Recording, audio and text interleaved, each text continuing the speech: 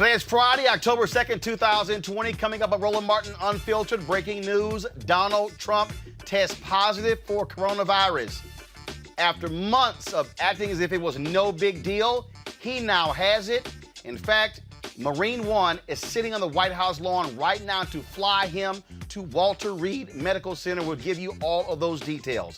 According to the grand jury proceedings in the Breonna Taylor case, were released today, even though Kentucky Attorney General Daniel Cameron filed a court motion seeking an extension. All right, folks, also on today's show, the monthly jobs report is out. We'll talk about what it means for African Americans. Supreme Court just agreed to hear a case that conservatives could use to end the Voting Rights Act as we know it. And in an attempt at voter suppression, Texas Governor Greg Abbott limiting counties to one absentee ballot drop-off location. Also, we have the audio of a Louisiana trooper admitting to beating and choking a black man during a fatal traffic stop. And a former Aurora, Colorado top cop admits to ignoring a black woman's cries for help when she fell face down in the back seat of a car. And in California, a police officer involved in the 2019 shooting of a local rapper is fired. And Dionne Warwick will join us to tell us about National COVID Remembrance Day taking place this weekend. Folks, it is time to bring the funk on Roland Martin Unfiltered. Let's go. He's got it. Whatever the biz, he's on it. Whatever it is, he's got the scoop, the fact, the find. And when it breaks, he's right on time and it's rolling. Best believe he's knowing. Putting it down from sports to news to politics. With entertainment just for kicks, he's rolling. It's on go, y'all. It's Roland Martin, yeah. Rolling with Roland now. He's funk, he's fresh, he's real, the best, you know he's Roland Martin now.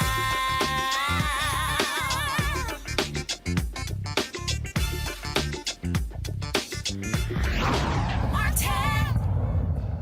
All right, folks, breaking news coming out of Washington, D.C. President Donald Trump and his wife, Melania Trump, both have tested positive for COVID-19. It was about 17 hours ago when this tweet was sent out confirming the diagnosis. Tonight, Flotus and I tested positive for COVID-19. We'll begin our quarantine and recovery process immediately. We will get through this together, but there's been a lot of things that have been happening since that particular announcement. First of all, we now know that it was Hope Hicks who tested positive for coronavirus. That came down yesterday. But Donald Trump still went to a fundraiser at his mansion in New Jersey. The folks who were there did not know about this positive test. Then they came forward with this. What also happened is we now know that a number of people have also been testing positive. First of all, the GOP chairwoman, Ronna McDaniel, she was at the Supreme Court announcement in the Rose Garden on Saturday. She has tested positive. Senator Mike Lee of Utah, who was also at that particular event, he has tested positive.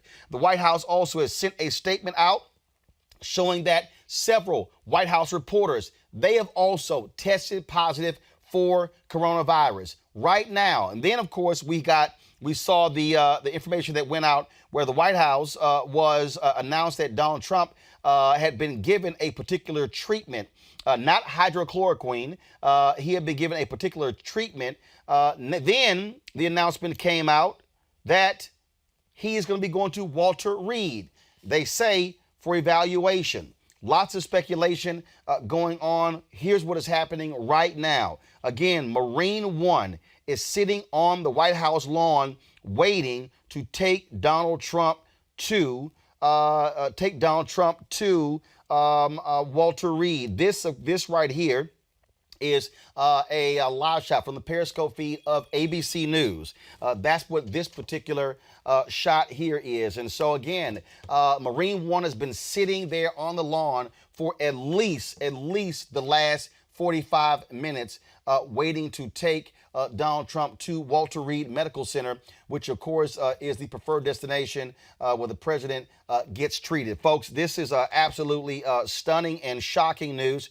We do have a variety of guests, medical experts. Folks, let me know when we have those folks on. Right now, I want to bring on my panel. Rob Richardson, host, Disruption Now podcast.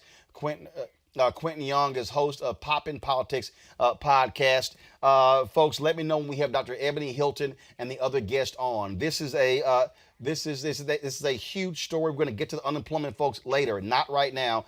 This is a huge story here. Rob, this is again. Here's a guy who has been completely ignoring coronavirus, refused to put on a mask, mocks Joe Biden at a debate on Tuesday, did not require masks to be worn at the White House, would tell reporters in the White House, take your mask off so I can hear you, and then when one reporter said, no, I prefer to leave it on, then he would just shrug and shirk, then tried to say that Dr. Anthony Fauci agreed with him when it came to mask wearing on Tuesday's debate. Fauci came up the next day saying that was not the case, and now Trump is positive with coronavirus. First Lady, positive with coronavirus. Hope Hicks, positive with coronavirus. Other Republicans, positive with coronavirus. He now gets a treatment, now is being taken to Walter Reed. I think he might now realize COVID-19 is real. Well, you would hope he does now. You know, I'll just say this, Roland. Really, three thoughts went through my mind. The first thought, I mean, and I hate that I even thought this was, is this true? Here we go. Sorry, 1 second here. Go back to my iPad, folks. So clearly Donald Trump is now walking out. They are shielding us from seeing what he looks like and wearing. And again, this is the ABC News feed. You see the Marine right there. He's already saluting. On the far right, you see the White House photographer taking photos there. We can't see. Normally, when the president goes out to Marine One, normally what they do is you have White House reporters who are assembled. Cameras are there live. They have prevented the media from being able to show live from there. I don't see who those folks are on the left-hand side. If that's the pool report, we don't know. We cannot see if Donald Trump has a hazmat suit on, if he has on a mask, a face shield. We don't see any of that because the White House is blocking that view. We can see right now, because they changed the shot, the Marine who stands at attention, Marine One, has now moved out of the way, which means that Donald Trump is now on Marine One, and just in a few seconds, we're going to see the helicopter blades start whirring, and then you're going to see them take off. The fact, Rob, that they have not been really forthcoming with information. Kayleigh McEnany, when she came out earlier, did not spend lots of time talking to the media. It was about 4 minutes or so. Mark Meadows, he spent talking to the media. Now you see Marine One is about to start up in a second, and then in a moment you're going to see liftoff. The fact that they are flying him to Marine One as opposed to driving him to Walter Reed, again, this White House, I can't trust anything that they say. This, Rob, is serious. No, I completely agree. I mean, but going to my first thought, you know, I didn't believe anything initially because it's just hard to know because there's so much misinformation, direct lies. But then I went to the second point to think that this is not something that he would want to fake, I don't think, because he wants to be in front of crowds. And then you see and then we have a lot of information that's confirmed it. The third thought that came to my head was a hopeful one. I hope people understand that this is real. I hope they will take precautions. As you said earlier, the president was encouraging people not to wear a mask as late as the debate one day before he tested positive, right? He's telling people, no, we don't need to wear a mask everywhere. We don't need to be that. Like, this is serious. Listen to the scientists. Listen to the people that have been saying this. This is how viruses spread pretty simply. Once you get around other people, they come. So what I hope people realize, Roland, is that we are all connected. Just like Dr. Martin Luther King said, it's not an isolated thing. We are connected. We're connected more than we ever have been. If we ignore these things, it hurts all of us. Let's go. First of all, Dr. Ebony Hilton. She is on the line right now. Dr. Hilton, she, of course, is an anesthesiologist, University of Virginia. We've had her on the show for months now, talking about this whole issue of coronavirus. When you see this here, when you see the president again now being flown to Walter Reed, look, Ebony, I hope his folks, the anti-mask people, the folks who've been sitting here trying to rally and blast the people, now realize your boy got it. Yeah. Yeah. And, it's unfortunate to me. I want to start off this conversation by saying we should never wish ill on someone, because I do believe that we should wish the very best for all. But it is unfortunate that it will take most times for things to land on your doorstep before some people take it seriously. And this comes at the tail of 210,000 Americans have already lost their lives to this. As you're talking, Marine One is now lifting off from the White House on his way to Walter Reed Medical Center. Dr. Ebony, keep going. Yeah, this is a very surreal image right here. And it's unfortunate because it's one of those things that we could have prevented. We're seeing these cases increase daily of people being diagnosed with COVID-19. There's not only the old and not only the sick, it's children as well. And like I said, we crossed as a nation 210,000 people that we know have died from COVID-19. And by the end of December, we're expecting another 200,000 Americans to have died from COVID-19. This is real. And I think in this moment, we should take a note that the president has the absolute best healthcare that is available. He has stringent testing protocols where anyone that's going to be around him is screened to see if they have any signs and symptoms of COVID-19. They're literally tested to make sure they don't have COVID-19. And yet he and his wife are both now infected. And he is so sick to the point that he needs to be flown out to get medical care at Walter Reed. Now let's speak to that. You have been on the front lines dealing with this, battling with this here, as people have been trying to deal with this here. And you've had to treat people. You've seen it there. You've been in the ICU. You're an anesthesiologist. And so here's what we know. They announced that he had mild symptoms. Mm-hmm. They said low-grade fever, cough, things along those lines. Then all of a sudden, he got this particular treatment. Can you explain what that treatment was? Right. So for one, it's unfortunate, but we don't know exactly if his symptoms were mild or what he has, right? This administration has been feeding lies to the public for so long and downplaying this virus that we can't trust what's being said. But what we have been at least told is that he had mild symptoms for COVID-19. And it was just now released by his physician that he was treated with Regeneron, which is a monoclonal antibody. It's a cocktail of an antibody that targets the S protein. Now, we know there's been talks all along about vaccines and whether or not antibodies can be a potential way that we can help treat patients. This antibody, this monoclonal antibody, has just been in trial here recently. I think they had a total of 275 patients that have undergone treatment in an outpatient setting. And they did have actually promising results with this new drug. Now, granted, it is new, and it has not gone through all the phases of what we do to definitively say that this is a drug that we should use. So in this time, it is one of those things of, is it the COVID-19 that's causing him to go into the hospital? Is it a reaction to the medication? Is it something altogether different? We don't know. And like I said, unfortunately, I'm not sure if we can trust all the reports that come out. But we do pray that he is going to be well, because this is our country. And at this point, it is a national security risk. And on that particular point, again, look, so many people, here's a guy, 74 years old, mm-hmm. obese, two of the biggest risk factors you see right there. This is ABC has a video of him walking out moments ago, walking to the helicopter. That particular video there is, and the thing, Ebony, that people have to understand is this is not something you play around with. This is simply not. 204,000 people have already died. 7 million Americans have been infected. and the callousness by which he has acted in terms of not caring about masks, telling people don't wear masks. Now we know White House reporters are testing positive for coronavirus.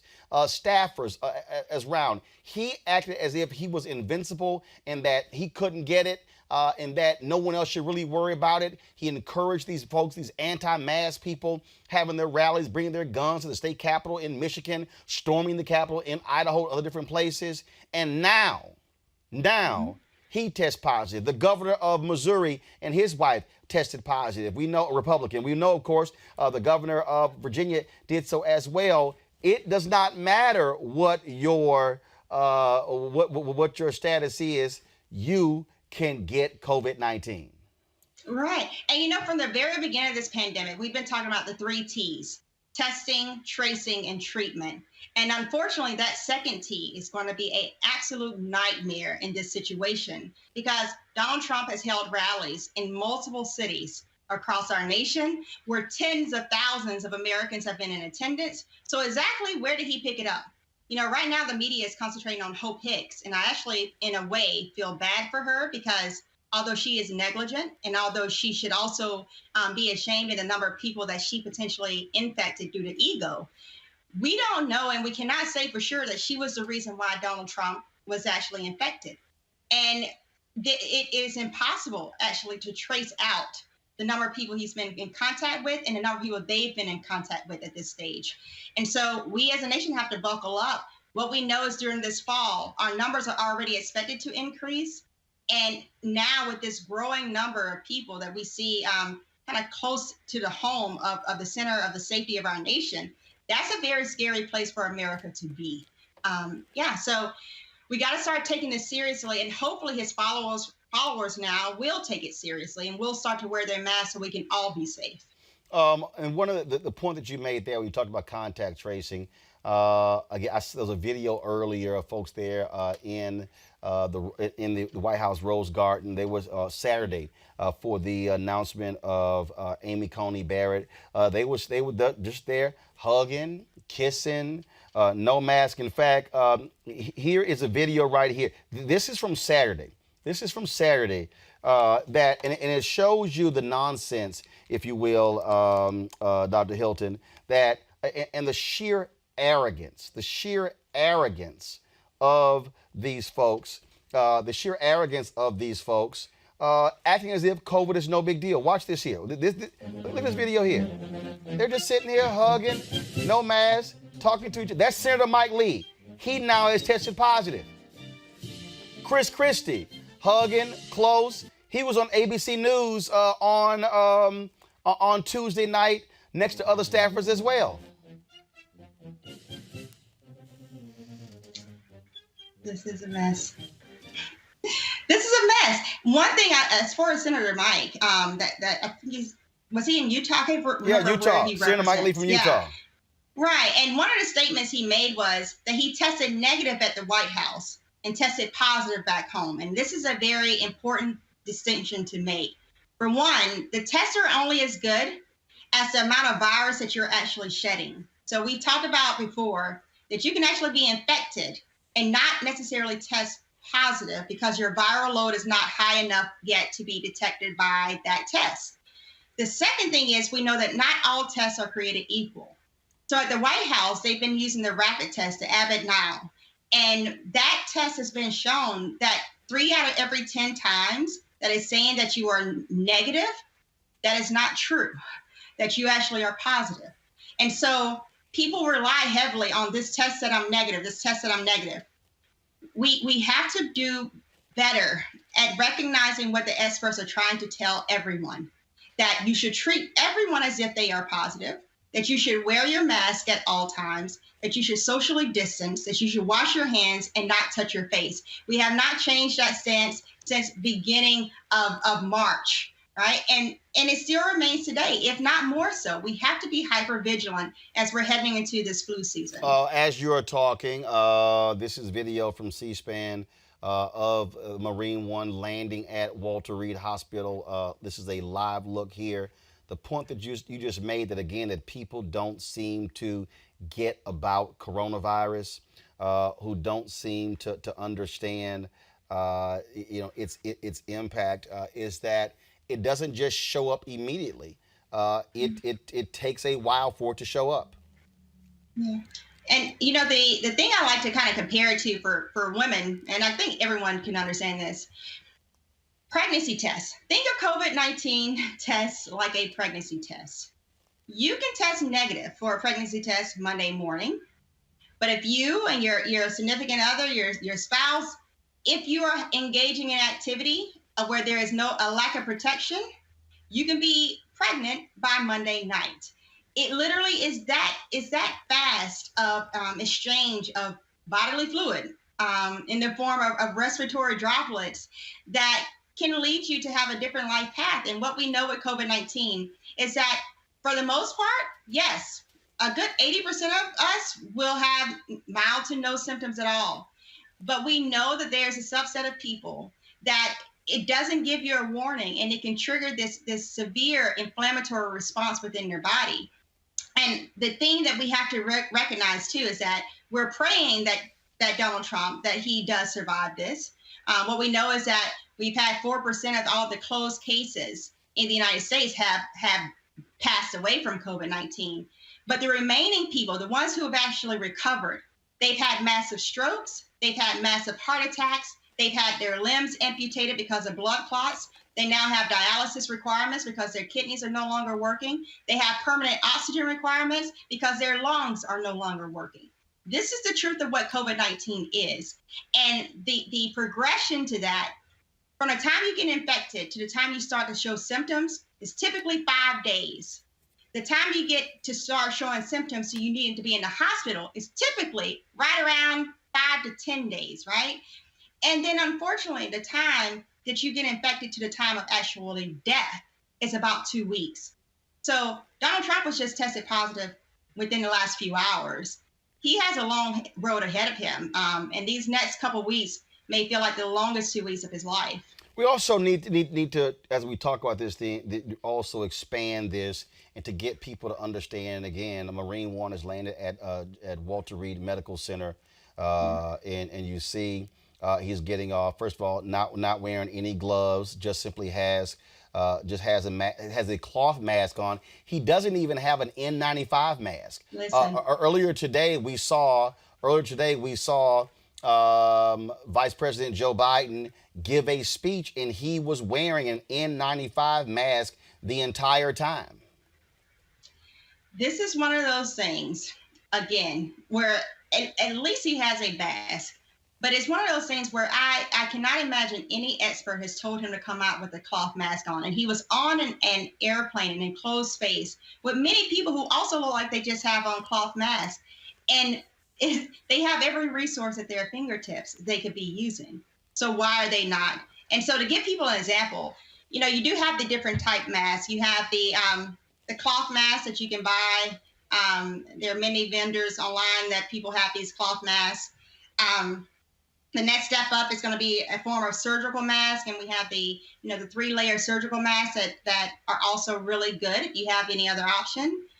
You then have the N95 mask, and these are the ones that we've talked a great deal about that help to filter out the virus somewhat. But we're showing the video here. This is Joe Biden earlier, and again, right. Giving he gave the speech with his mask on the entire time. Okay, Mm-hmm. Everybody goes. So you better show us his other mask. Is that the monstrosity you wear when you're in University of Virginia Hospital? Yes. This is a P100 mask because I don't play with COVID. And so, there's different levels of safety that you can take if you're going to be in close proximity with COVID-19 virus. This one clearly fits over my entire face. But in the case of Donald Trump, when you have tested positive, at this point, his body has the virus, but everyone else is on the plane. Protect yourself. And it's one of those things of, I don't know what else it will take for this administration. Herman Cain died from COVID-19, and that wasn't enough. Now the president and the first lady of the White House have COVID-19, and clearly the chief of staff came out today earlier to talk about the fact that they were positive without a mask on. Right. And my question is, in fact, another White House official stated that that a mask is still optional in the White House. I'm like, what the hell is wrong with you people? I don't know what the bottom is. I oftentimes ask people that. What is your bottom? What will it take before it wakes you up? And initially I thought that this would be one of those things of if we have 100 people die in the United States, and then it came to, well, if 1,000 people die, surely. And then it was 100,000. And now I'm thinking, will it take 500,000 people? Will it take 1 million?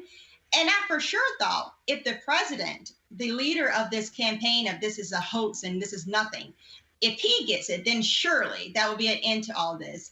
And the last 10 hours of me knowing this, I've seen zero change out of some people.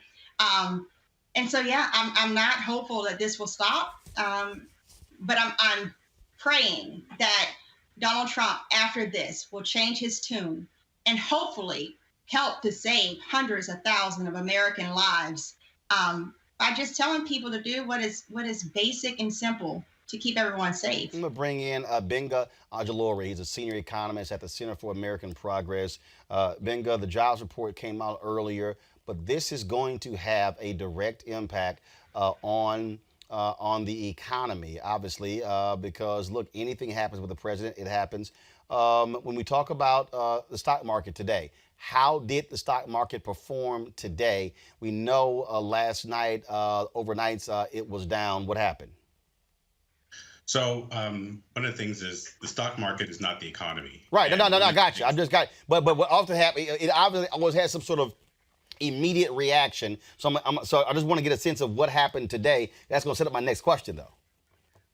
So initially, the stock market went down because there was concern that anytime there's any sort of risk or uncertainty, the stock market is always going to react to that. And then there's the Pelosi and Mnuchin are still working on this deal, and they're sort of getting closer. I mean, it's much better than it was earlier this week. And so the market reacts positively to that. But a lot of times I don't really focus on the stock market because it's, again, not a good measure of the economy. And with today being Jobs Day, my sole focus was on what's happening with Black unemployment, what's happening to the gap between Black and white unemployment rates. But the reason I raised the question, because you talked about the level of uncertainty, and look, the reality is this here. We don't know really his condition. We don't know other staff as well. Now, all of a sudden, those things begin to have immediate impacts across this country. It impacts the negotiations because all of a sudden, Steve Mnuchin and this administration and the Republicans in the Senate might realize, oh, damn, we've been sitting here playing games. We better get serious because the one guy who was like, who was trying to actually forget COVID-19 as part of the election strategy, now can't forget it. That is true, but I have a really hard time trying to figure out what's going to get policymakers to the table, because we go back to July when they had the $600 a week to UI, and when that expired, I expected action to happen. Then when the jobs number a week later came out and they still weren't good, we still had double-digit unemployment, I expected policymakers to do something. And then came Labor Day, and now we're in October. This is the last jobs day that we've had till the election, and we still don't have a plan. And even the plan that they're debating, they're not talking about state and local aid. They're not really talking about doing the $600. They're stuck at $400. I really can't predict what they're doing because they're still our economy is still struggling. And so many people are still struggling, and policymakers are not coming to the table. And so it's really hard to predict, because even then the stock market is still going to do well. People are, rich people are still going to do well, and that's not going to spur them. So I'm hoping something will happen this week or next week. And that's why I raised the point about the stock market, because the problem is, too often mainstream media every day reports of the stock market as if that is an indicator. And the reality is more than half the country isn't even in the stock market. And so if you're rich, you're not sitting here worried about COVID-19 and these things, because you're living a whole different life than everyone else.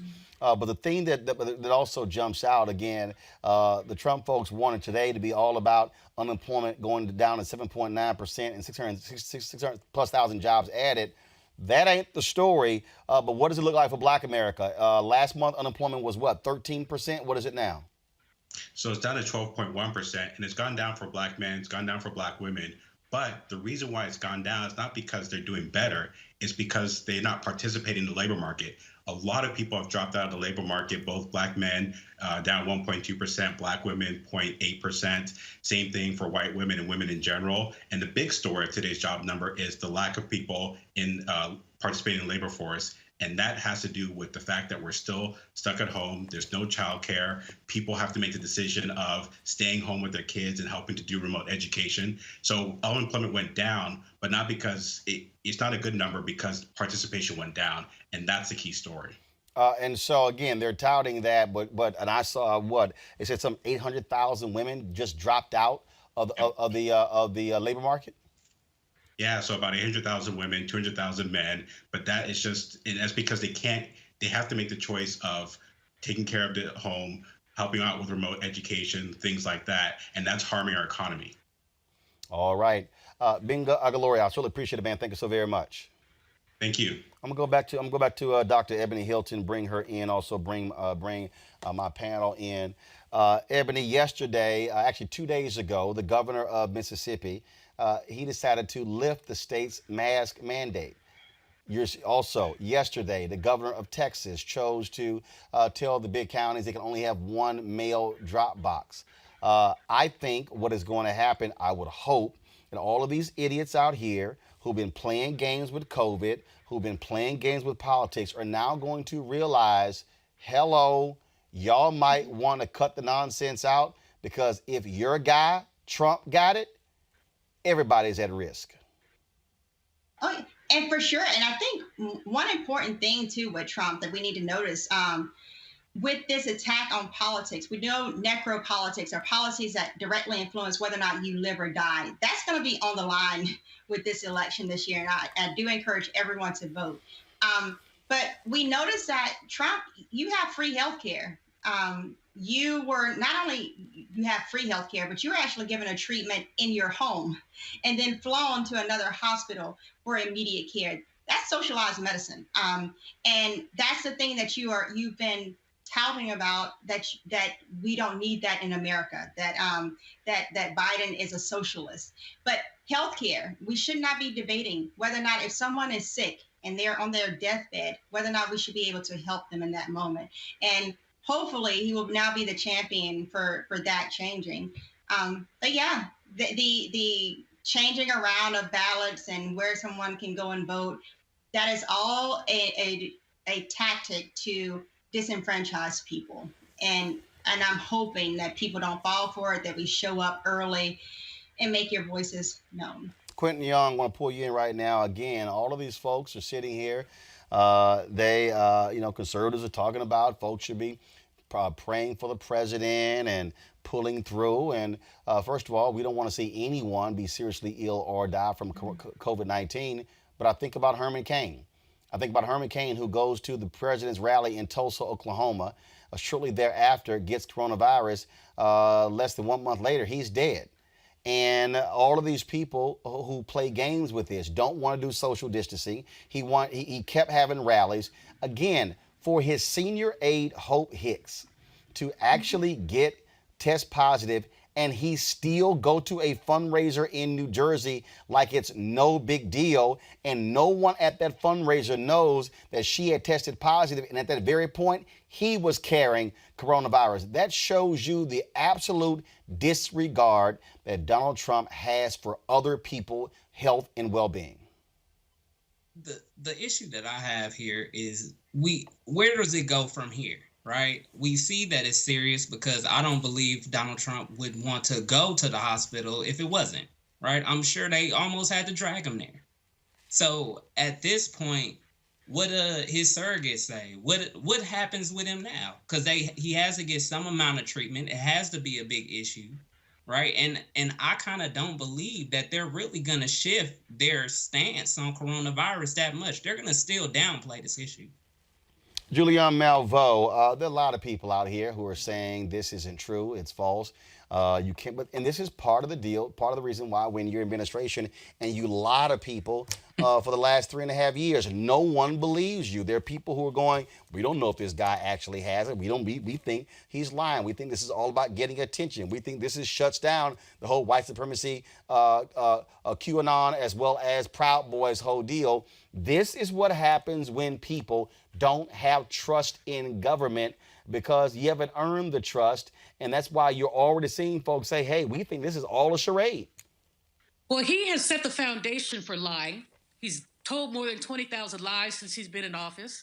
I've heard people say either they don't believe he has it, or others say it must be worse than they're even putting out there when they first said mild symptoms. Well, you don't go to the hospital for mild symptoms. So people are just all over the place because they don't know. And because, Mark Meadows, that little thing he did, the press conference, whatever he did, it was so shallow. It was ridiculous. And again, as the sister doctor said, and without a mask. How do you do this without a mask? Well, you do it if you're sending mixed signals. This is serious. It's not that serious. I don't have to wear a mask. Last week, Trump went to Jacksonville, Newport News, Harrisburg, Pennsylvania.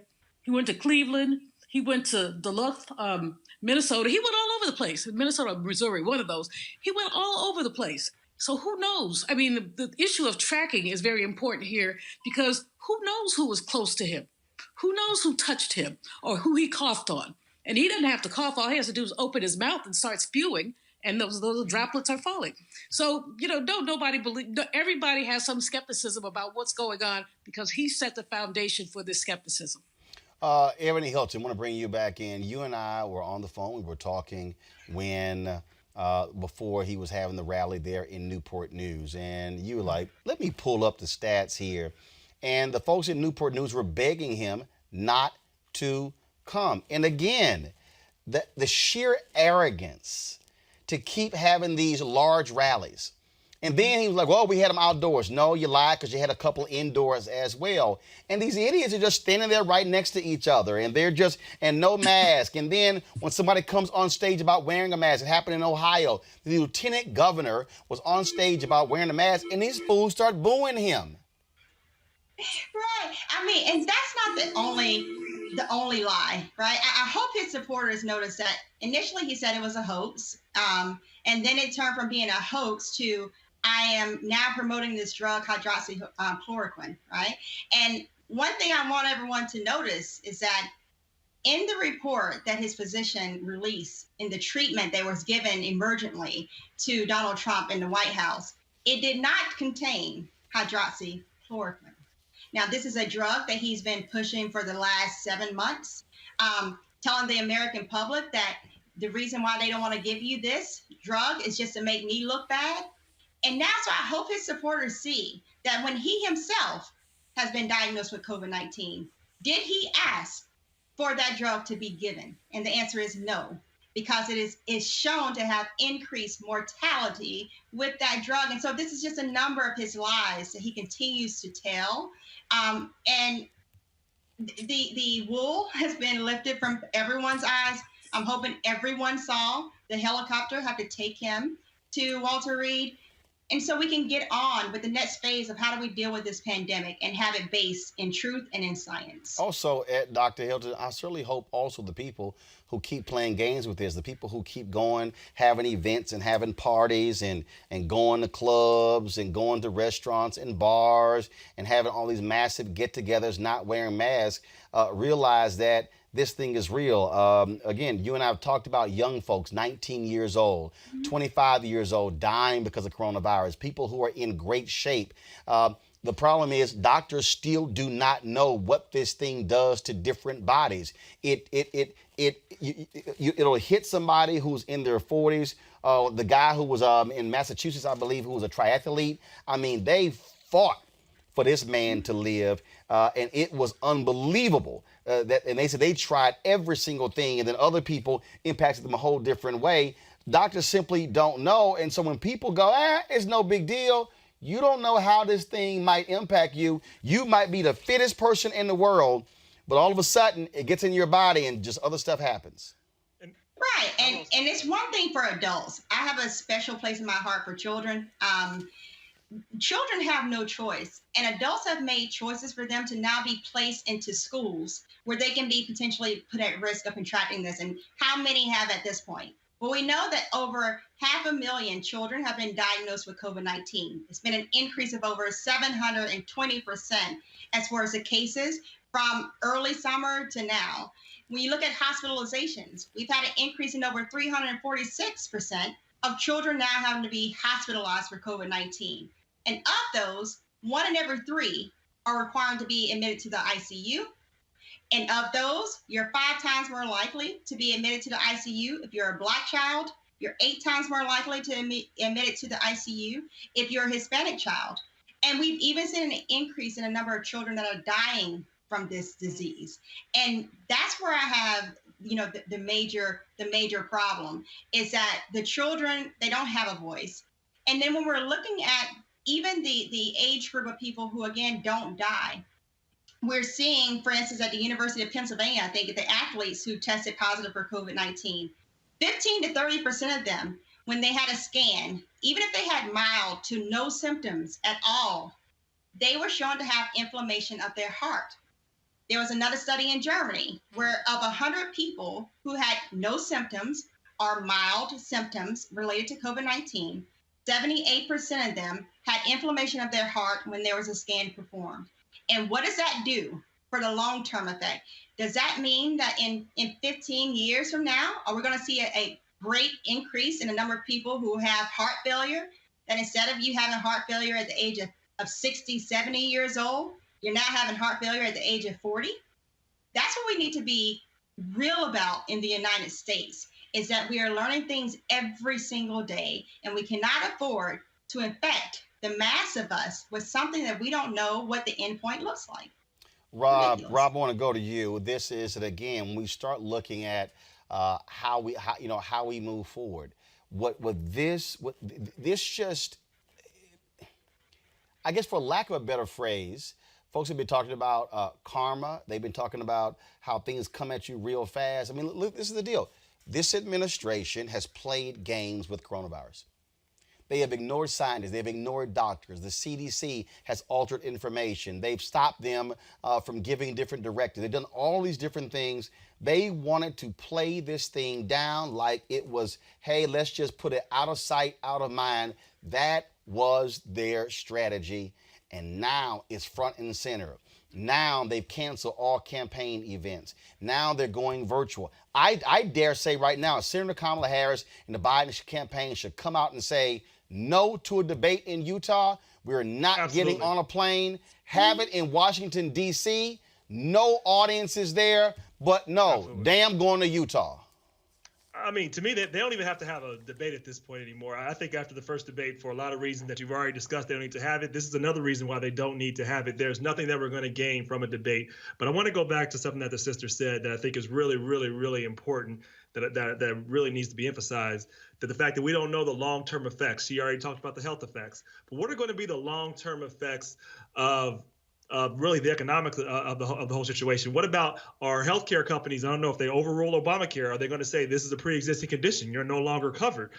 Or is your insurance company, when they see maybe you've had COVID, will you not now be able to get life insurance even though you're 40, because they don't know the effects of the future, so they don't want to give you life insurance? I mean, there are so many things that we don't know, and I hope that this is a turning point really for our nation and how we do healthcare, how we invest in each other. I mean, we have one or two ways. We can keep going the way that we were going, and the way that we were going, we were really literally killing each other because people did not want to believe that this virus was there because it was politically inconvenient, it was economically inconvenient, but the facts are facts, data is data, and science works. And I really hope that we can come together and actually start solving problems and moving forward as a nation, and not go back to this just stupid way, this emotional way of just reacting just because it's comfortable for us in the moment. Dr. Ebony Hilton, your final word.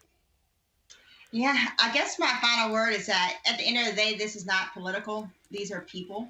At this stage, literally 1 in every 1,000 Black people who were alive in January has died from COVID-19. That's a crazy number. And we're seeing that, again, with the inflow of the fall season, I'm really afraid because we have crippled the trust of the community into the medical system. There's been criticism of the CDC and the World Health Organization, and people don't know what to trust anymore. So I'm hoping people trust me when I say this. What I fear is that the combination of getting the flu and COVID-19 at the same time, that there's an overwhelming inflammatory response.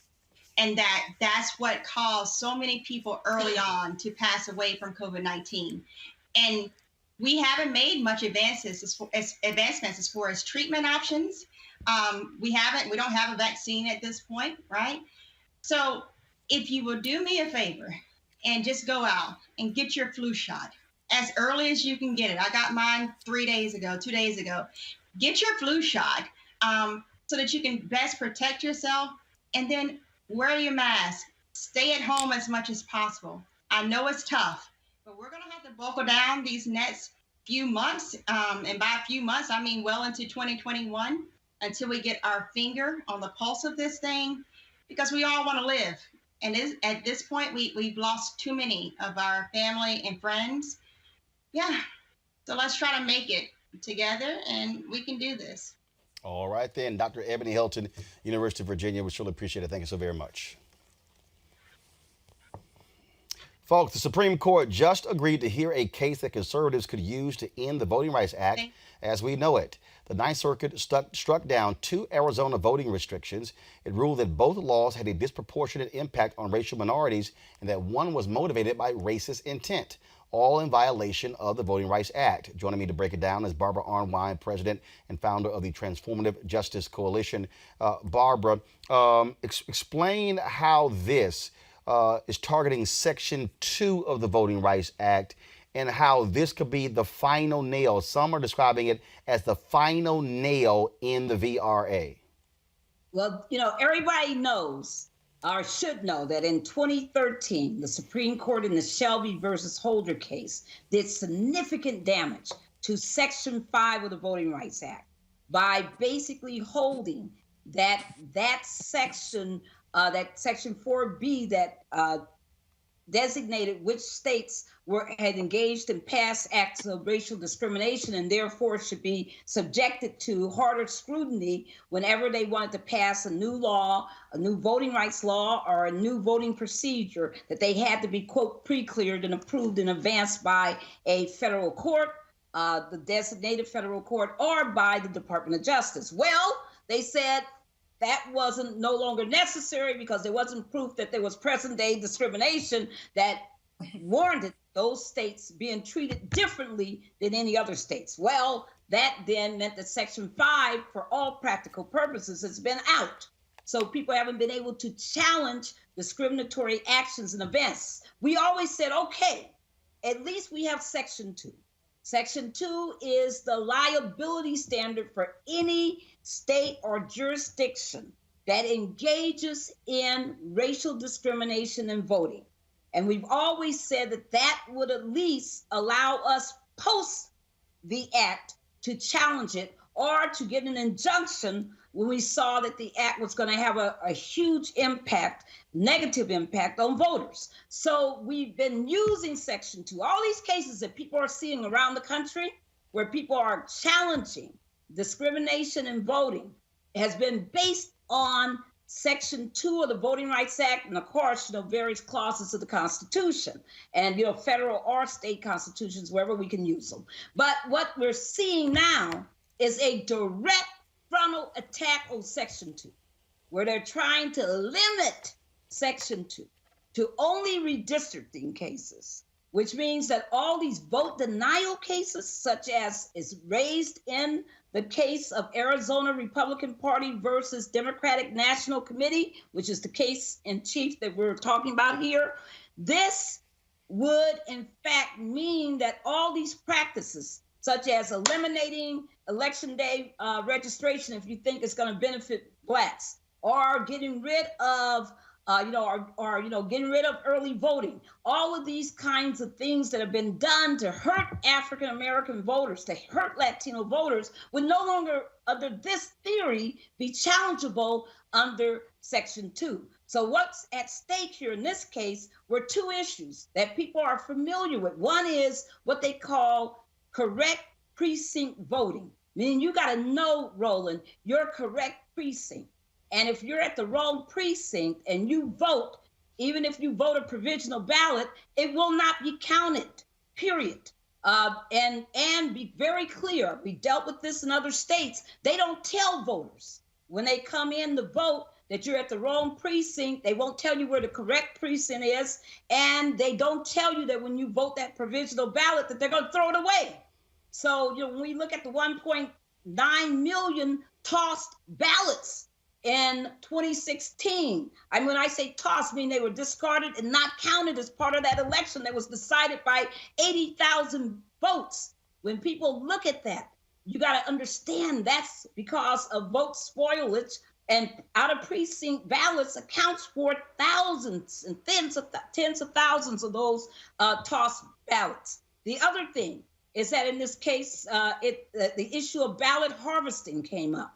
And ballot harvesting is where you are able to, let's say, if you're like me and you got people in your household who don't go outside because they say they are too susceptible to COVID, and they get their vote by mail ballot, and they want somebody to come by and pick it up and take it to the voting place for them, or they're in a residence hall, or let's say where there are several people in assisted living who need their ballots taken, then some of these states don't allow it, period.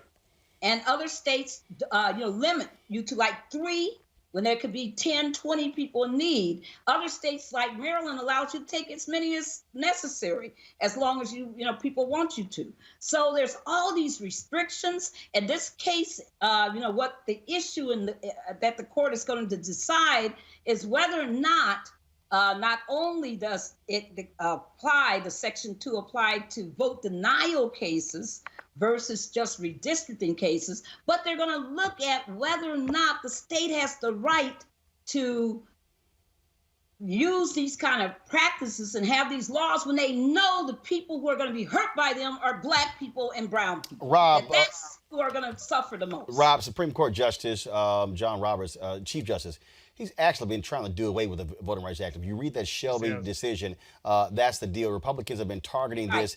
This is also why all these people out here, this is why Democrats need to get control of the United States Senate, because if they do, they can actually pass a law.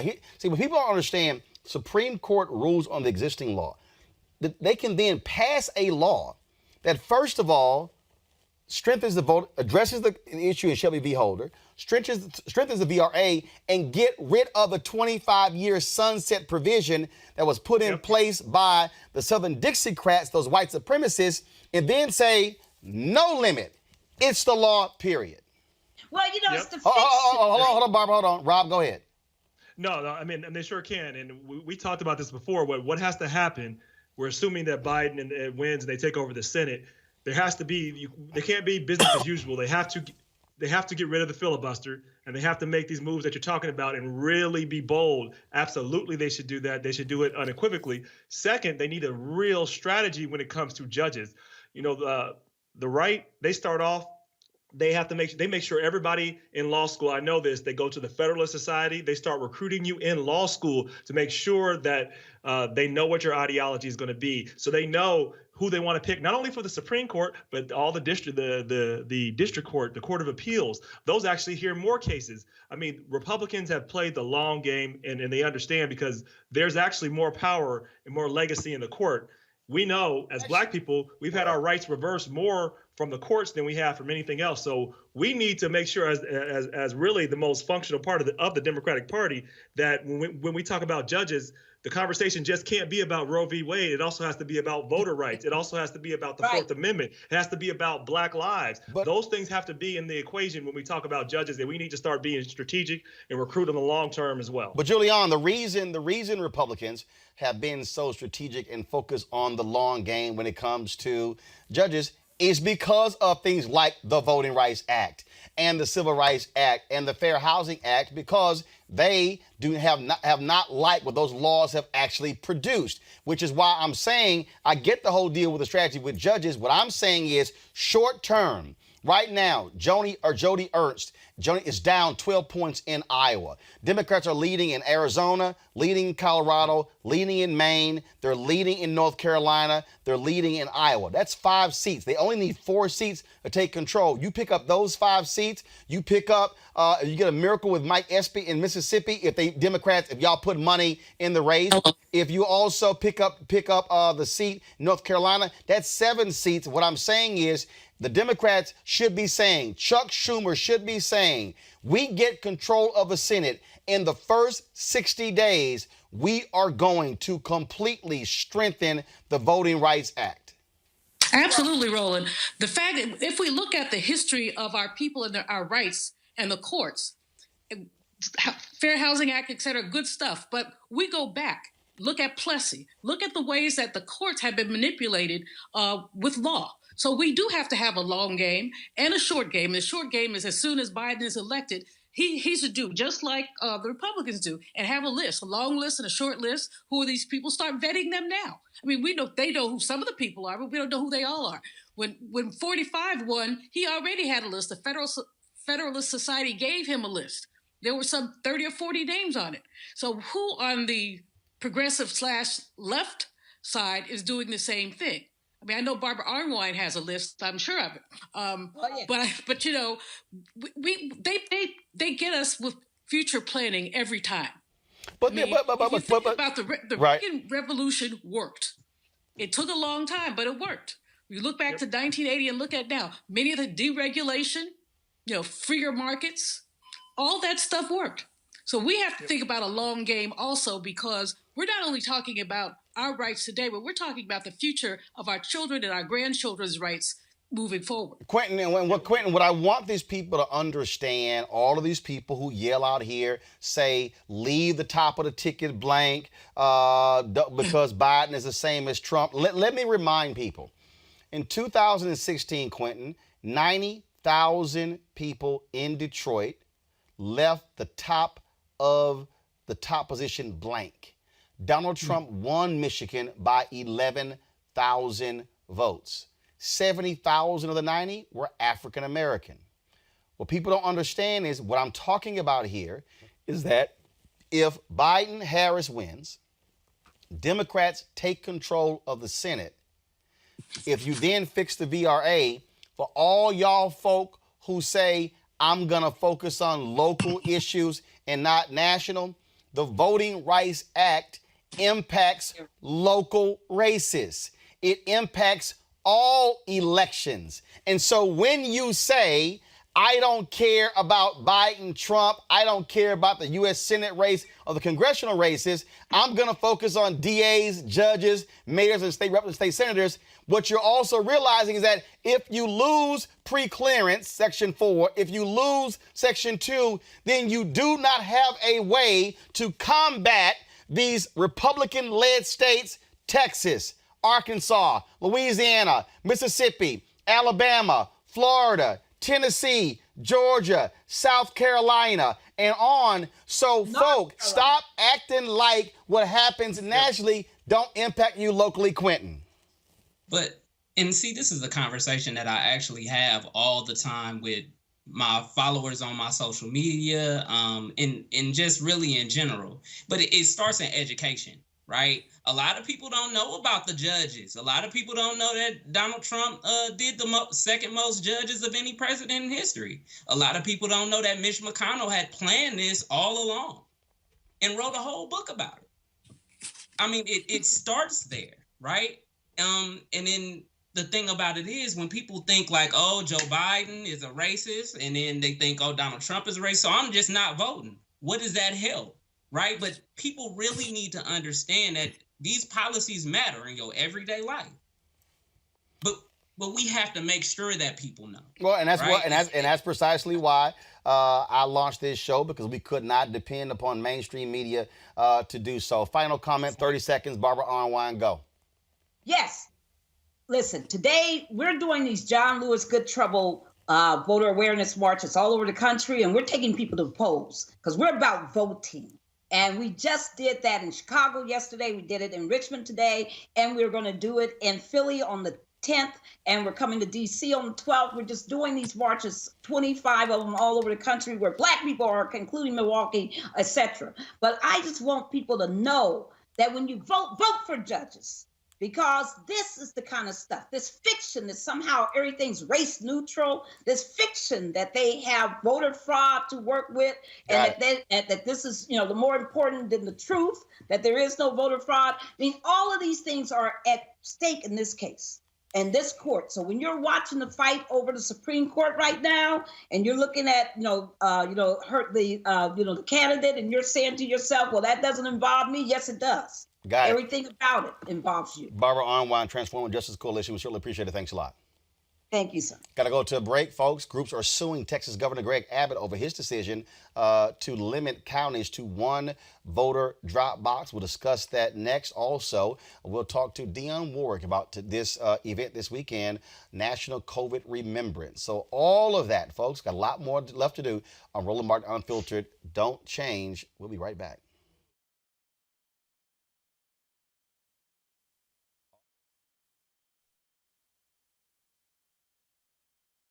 Daily digital show out here that keeps it black and keep it real. It's Roland Martin Unfiltered. See that name right there?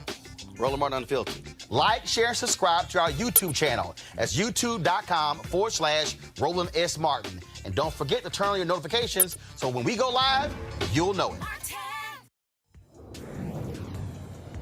Be wise as a serpent, be harmless as a dove. And in moments like that, it's like when you're dealing with politics and you're dealing with different people who have different agendas, part of it is sometimes before you even get in the room or before you're gonna meet with somebody, you gotta do your prep. You gotta say, okay, this person is working an agenda. They have a certain degree of power. They have constituents, whatever it may be. Right. Let me do my prep before I get in the room so that I'm prepared to handle it. Because when you're going to someone else's turf, they control the environment. Right. So that is one of the biggest turfs in the world. Oh, yeah. So part of it is like, okay, I'm being invited to whatever the situation may be. I'm being invited. Okay, let me spend some time. Let me get my team together. Let me get my talking points together. Let me get some strategy in place so that when I'm in the room, I've prepared myself to maneuver and to handle and to respond.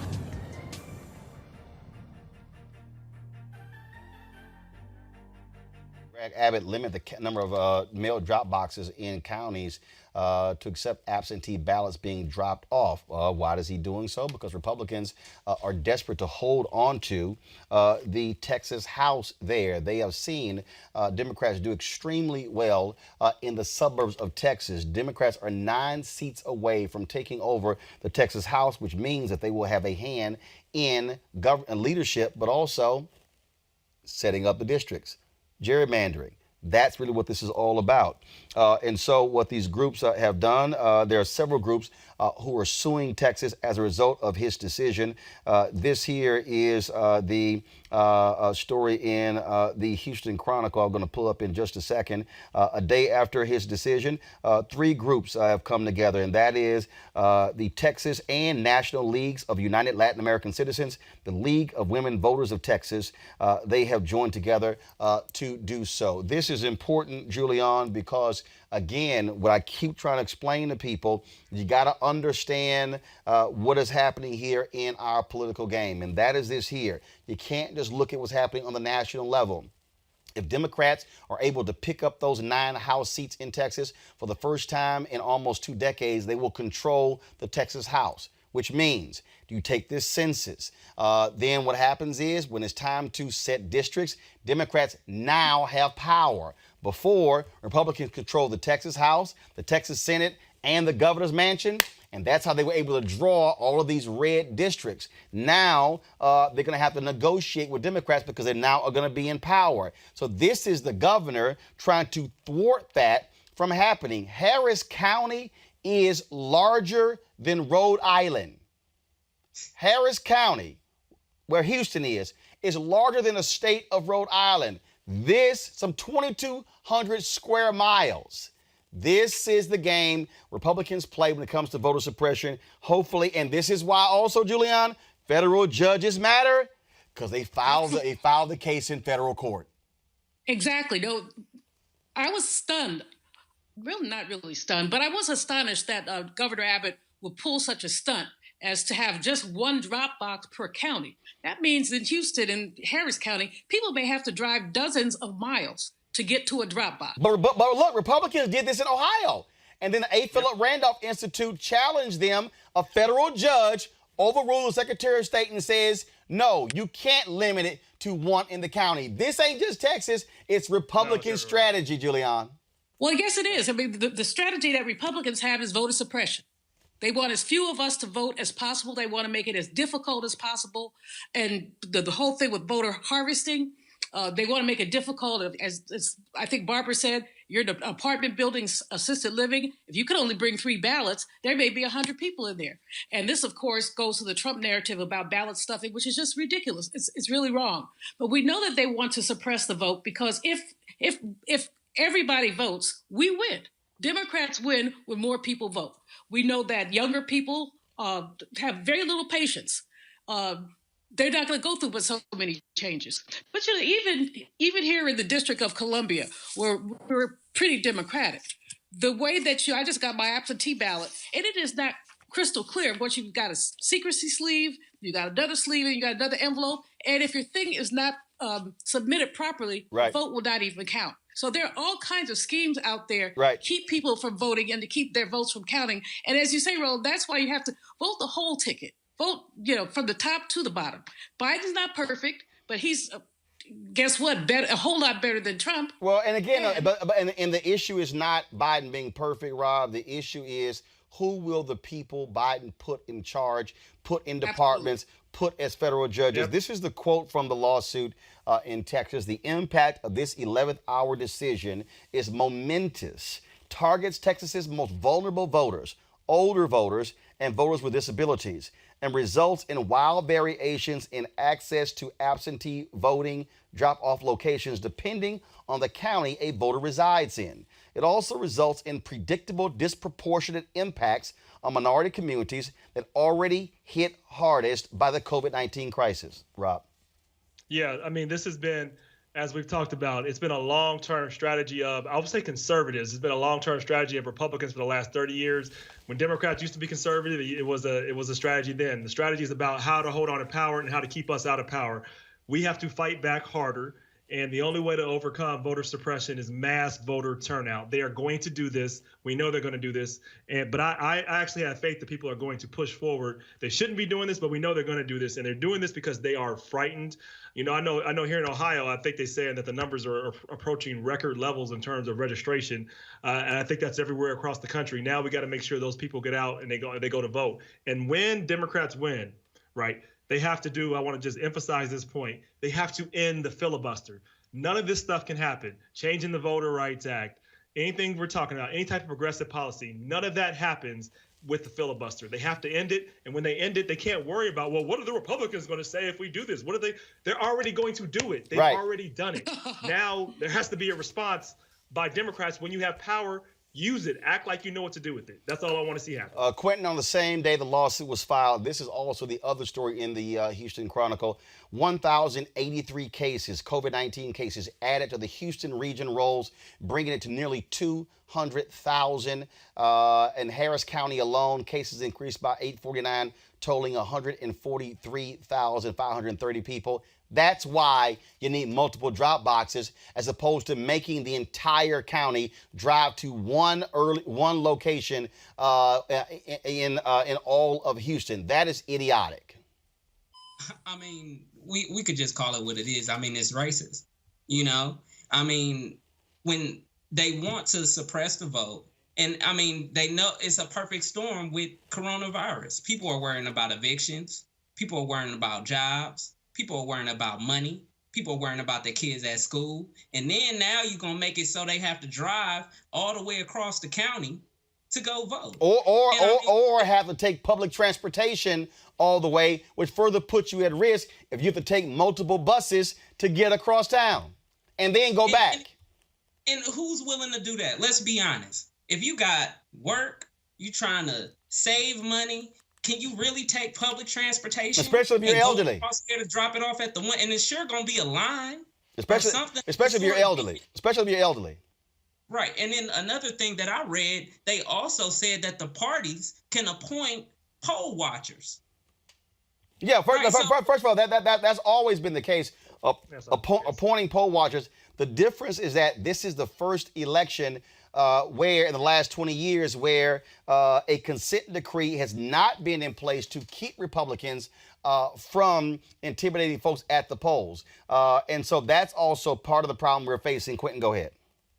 Right. And I just want to relate it to the things that Donald Trump said at the debate. He wants people to be there. He wants people to watch the polls. He wants people to intimidate.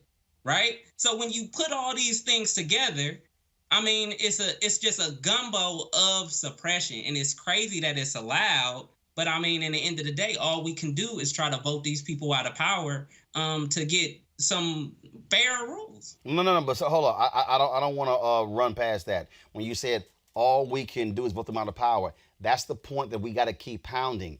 Again, I think the problem here is that when people say just vote, they don't connect the dots. And what I'm trying to argue is that when you vote for who is president, that person chooses federal judges. When you vote for who controls the Senate, they control who confirms federal judges. In the final year of Obama's presidency, guess what? He was able only to get through 8 district judges because Mitch McConnell blocked them. So when Trump the other night in the debate was like, Obama just left me 100 open positions. Why did he do that? He didn't do it because he felt he was lazy. He did it because Mitch McConnell blocked. And so, for the people who are listening, the Amendment 4 case out of Florida, the drop box there in Ohio where Rob is, when we talk about my native state of Texas, the role that federal judges play. Not all cases go to the Supreme Court. So those district judges are often the final arbiters of what people have to say. And so I need people to understand, stop this nonsense. And let me just be as clear as possible. Ignore all of these idiots who y'all follow with these YouTube channels, people who got these fake economic universities, the people who got talking about they foundational blacks and ADOS and all these people. Ignore these fools who say don't vote.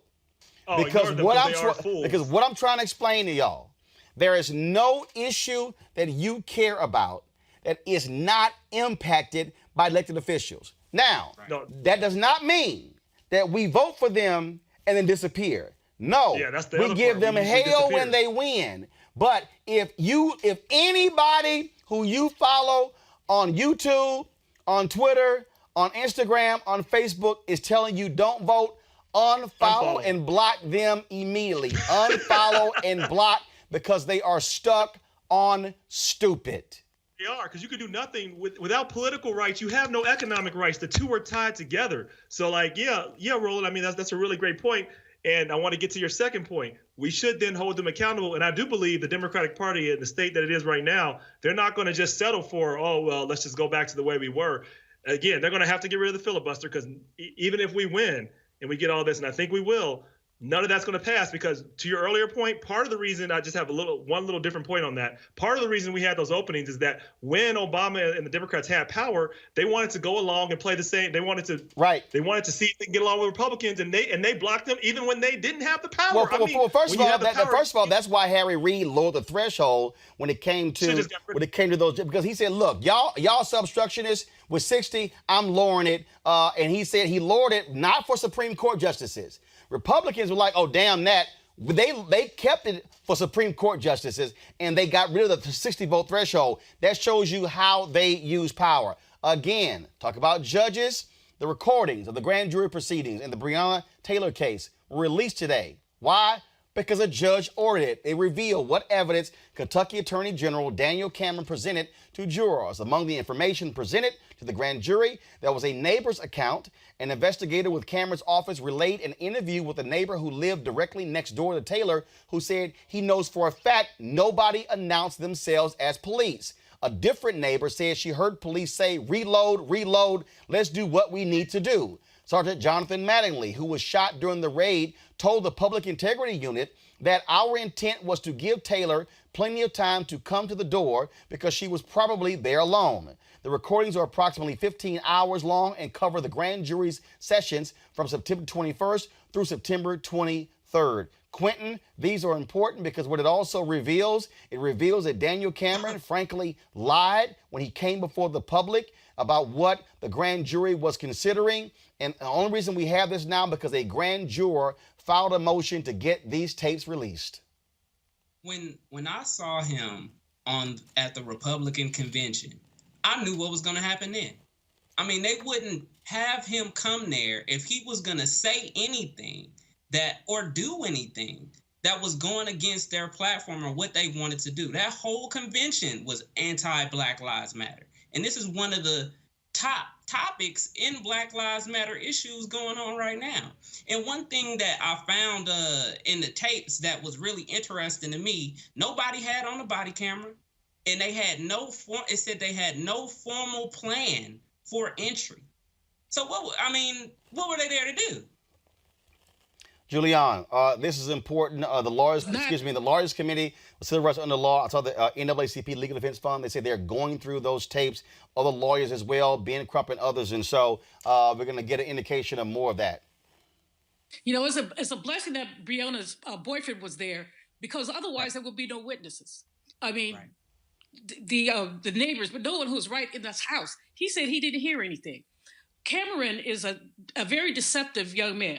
Extremely deceptive. And what we know is that he did not, as her mother said, did not present evidence that favored Breonna. He just presented evidence that basically attempted to exonerate the police officers. If someone gets convicted of reckless endangerment for shooting into a neighbor's house, why did they not get reckless endangerment or something else for shooting into Breonna's house? This is nonsense, but Roland, it does go back to your point about the judges and voting for the judges. And let me just say this, voting is not the most you can do. It's the least you can do. And I think if we haven't learned anything else in the last 4 years, this has been reinforced for us. We have a completely irresponsible president who has essentially been single-handedly in charge of this virus killing now 207,000 people.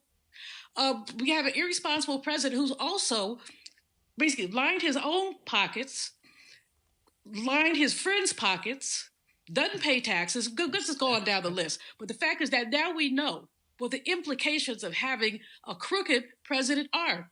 We have labor secretary who doesn't know anything about labor. We have EPA secretary who doesn't like the environment. Just go down the list.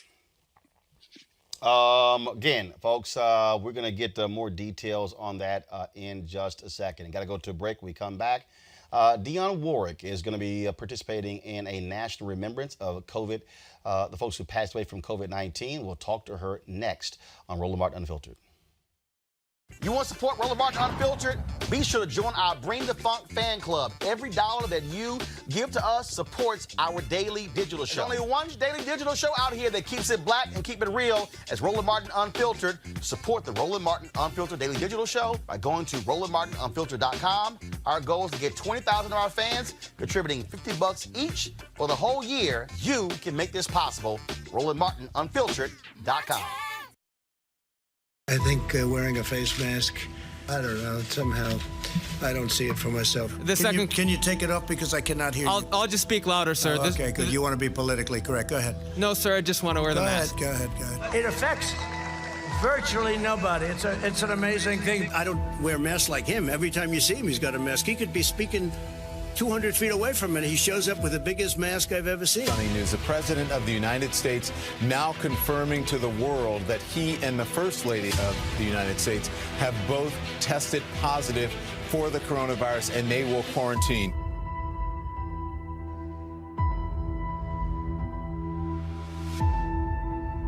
It is what it is.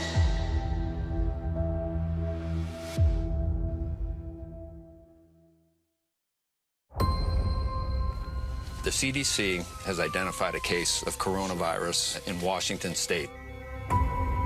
The words about a pandemic at this point? No, we're not at all, and it's going to be just fine. Whatever happens, we're totally prepared.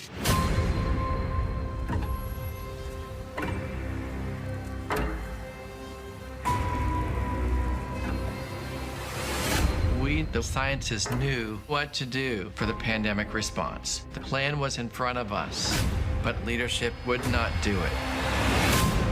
It is time to lay our careers on the line and push back. It's clear the United States did not perform to the best of its ability with the coronavirus. What went wrong for us? The truth is that political leaders caused avoidable death and destruction. The scientists sounded the alarm every day. The U.S. government was doing nothing. One day it's like a miracle. It will disappear. It'll be wonderful. It'll be a gift from heaven. It's complete bullshit. He has no idea what he's talking about. I decided to break protocol and alert Americans. A key government scientist was removed because he wouldn't climb on the president's bandwagon. They started to blame other people, and it was frightening. There was real fear of retribution, and we were watching the number of deaths in the U.S. tick higher and higher. Do you take responsibility? No, I don't take responsibility at all. We've never had a failure like this. The truth is finally coming out. There's so much to expose.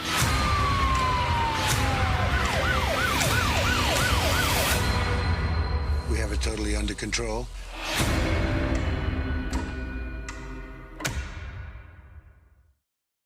Those are some of the viral ads that were dropped in response to Trump and coronavirus, really from a debate on Tuesday. Today, Joe Biden, he spoke in Grand Rapids, Michigan, where he talked about coronavirus, but also he talked about health care. Hey, folks. Good afternoon. Before I start, let me explain the delay. We wanted to make sure that we're doing everything by the numbers. And so I got two COVID tests this morning, one in Delaware and one by the former White House doc who came up, and everything's clear. We wanted to make sure everything was clear before I came. And we were supposed to have an event after this at a headquarters, but based on the crowd size and an indoor, it was concluded by the docs that best not to do it. But I want to thank all of you. I want to thank Matt. And Matt, you're dead right. You were putting yourself on the line, and a lot of other people did all across this country in your union. And I want to thank David Way, Secretary-Treasurer of Local 951, for having me here today.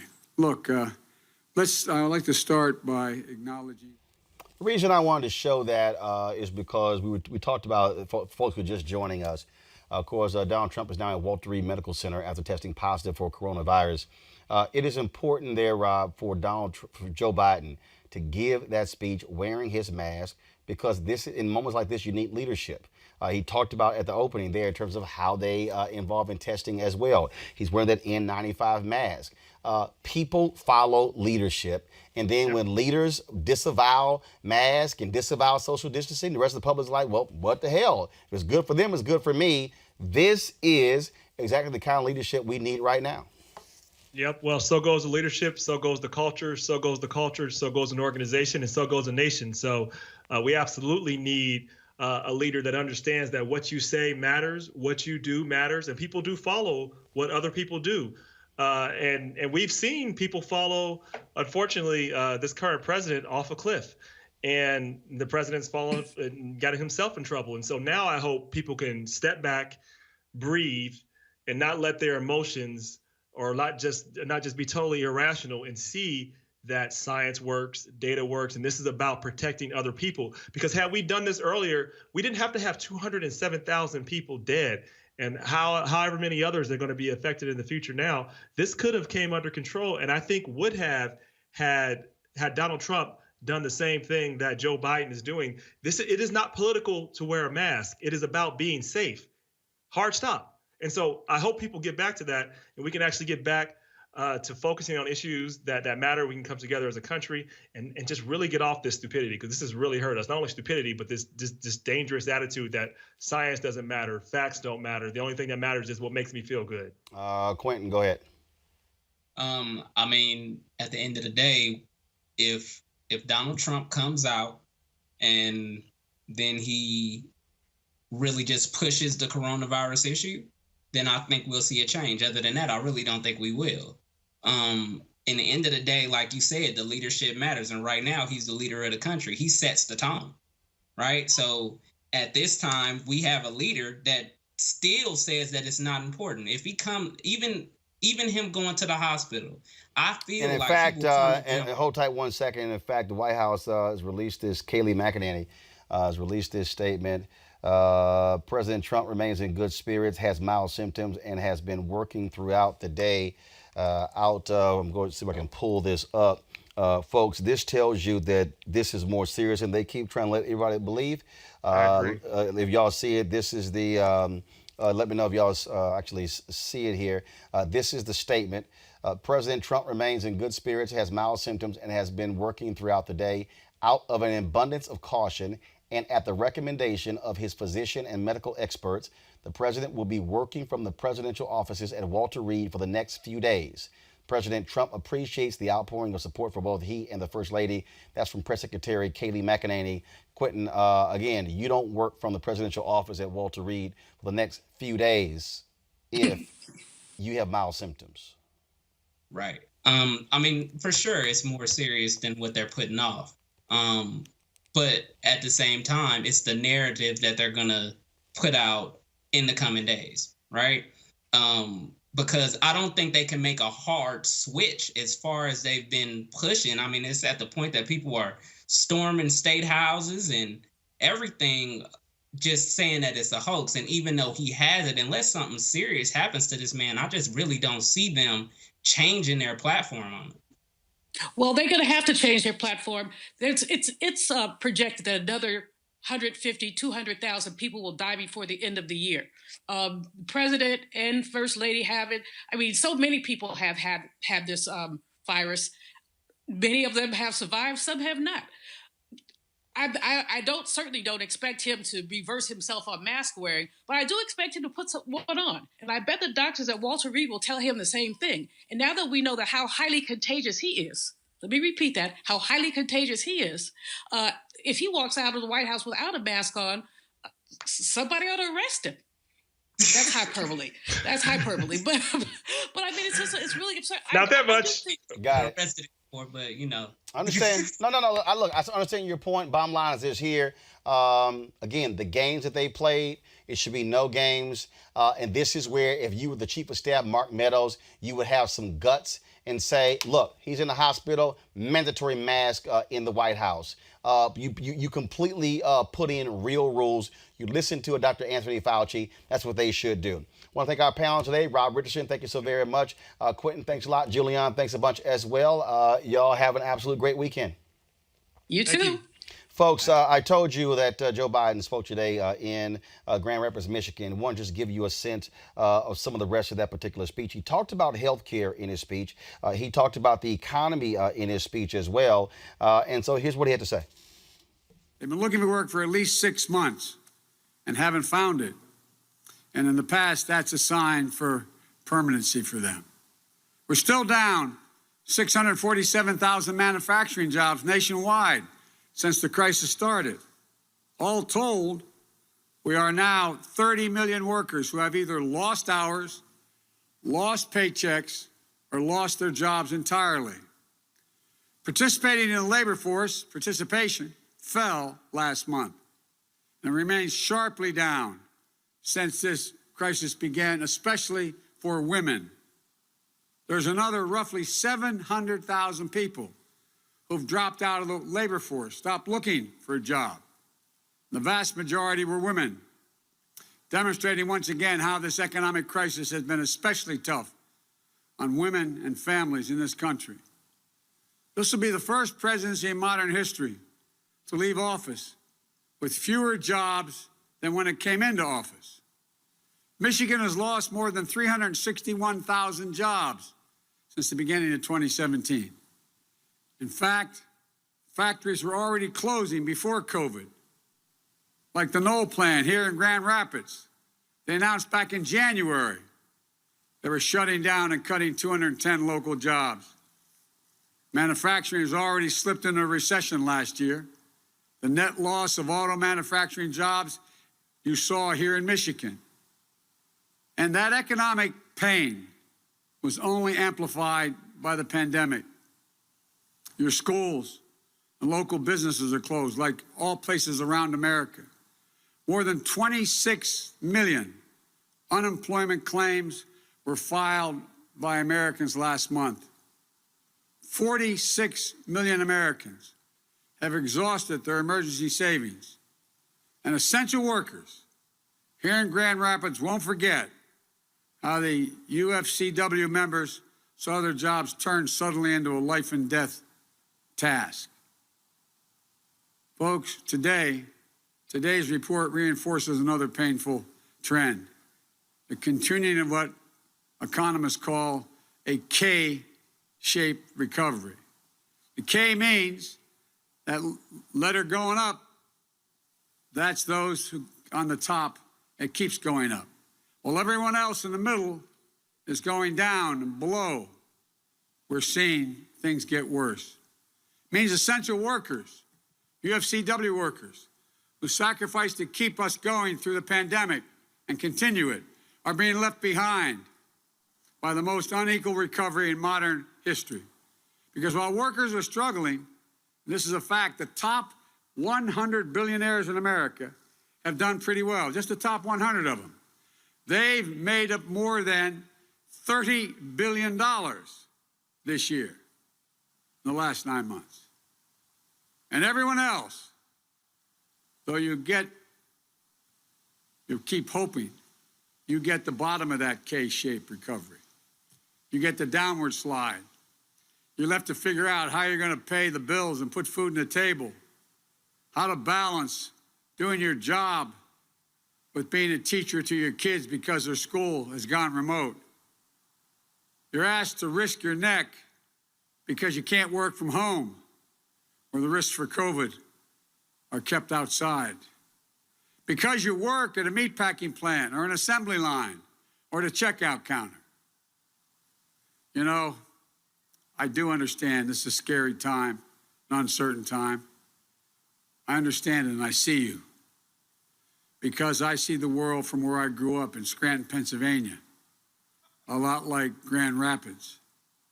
It's filled with an awful lot of good people busting their neck every day, do the right thing for their families.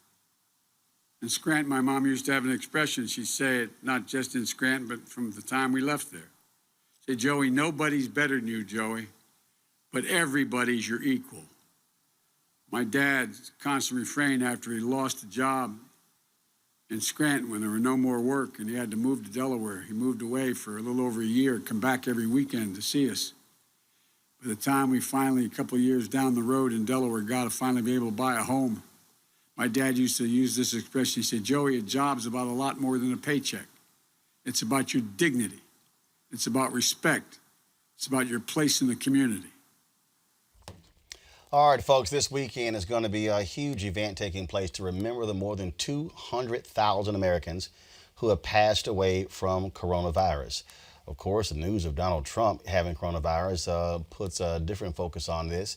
It's going to be hosted by Grammy Award-winning singer and former U.S. Ambassador for Health, Dionne Warwick. The National COVID-19 Remembrance will unite Americans to honor the dead and call on leaders to do more. We will be live streaming it right here on our Roland Martin Unfiltered platforms. Dionne, welcome to Roland Martin Unfiltered. How you doing? I'm doing good. How you doing? It is always great to see you. It's been a bit, but it's always great to see that smile. Why did you want to participate in this event? How important was it to you?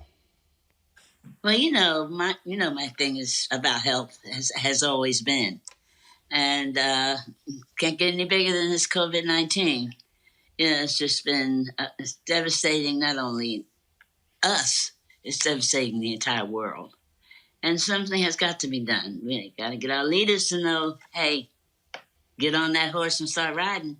You know, we've got to get good information out to people, and we've got to follow through with it. We've got to also continue to let them know the importance of the things that we've been told to do. You know, simple things. Wear that mask, yeah. Wash your hands, yeah, because you're touching everything you can. And also, stay the distance from people. You know, we've been told how this is contracted now. It's an airborne disease. And if we don't pay attention to it, I guess that means that you might want it, huh? You will turn 80 on December 12th. And how have you let your family and others know that you ain't playing with this coronavirus? I've been sitting at home. I got to know my house very, very well. You know, I don't have to get up and run through no airports or anything of that nature. And for these past 7 months, I must say, I've been treating it almost like a vacation. You know, I've been on the road for almost 60 years now. And to say that I can sleep in my own bed without having a maid knocking on the door trying to get in my room, to eat my own food, I can cook my own stuff now, you know. I get on the phone, I talk to a lot of my friends. It's been kind of a blessing for me. Well, you're absolutely right. I mean, look, this is the longest I've not flown in 16 years. I haven't been on a plane since February. Because I was going to vote by mail. Mm-hmm. I wouldn't trust. I'm still registered in Texas, so I'm actually, and I haven't seen my parents since Thanksgiving. They're both 73, so I'm gonna fly home next Saturday. Not looking forward to it. I mean, I am not trying to get on a plane, but I got a hazmat suit. I got a shield. I got an N95 mask because I'm not trying to pick up something on a plane and get them sick. I understand. I totally understand. Yeah, I'm like, you know, so it's like, so I don't want to get sick, but also I certainly don't want them to get sick. No. And that's the way that really has to be our mindset, that we can't be so arrogant and selfish where we're thinking about ourselves without realizing that our decisions, we could infect children, husbands, wives, cousins, friends, because we choose to be careless. That's for sure. Absolutely for sure. You know, God has blessed my family. Nobody has gotten sick. Everybody's healthy. They have been obeying the rule, you know, to stay safe. And, you know, it's something that we just have to start thinking that, how can I protect me? And when I do that, I am obviously protecting you too. You know, I mean, it's common sense. It's all it takes. Just a bit of common sense. And we all have it. Now we got to start using it. This event taking place tomorrow, what all is it going to entail?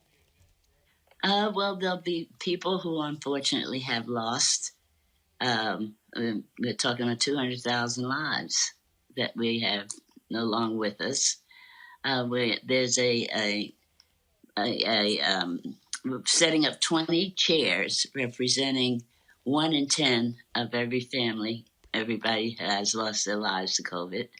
We have speakers who are from people who unfortunately are suffering at this moment, grieving the loss of their family, friends, or spouses. And it's about time that we now say thank you. We got to say thank you to the frontliners, those doctors, those nurses, the grocery stores, the bus drivers, all those people who have been keeping us in a surviving mode. It's time to say thank you. And I think this is going to be one of those times that we can say. And also, it's a time that we let folks that are suffering from their losses with this COVID, that we grieve with them, that we do feel their pain. Mm-hmm. And we have to know that this is a time to unite, really, truly unite, and say we're here for each other. We got to know that loving, giving, and caring is what we are all about. My grandfather, who was a minister, told me many, many years, I was an infant when he he told me this. He said, we were all put here for one purpose, and that is to care for each other. And that's so simple to do. It doesn't take nothing but, hey, can I be of some service to you? What can I do? How can I help you? That's all it takes.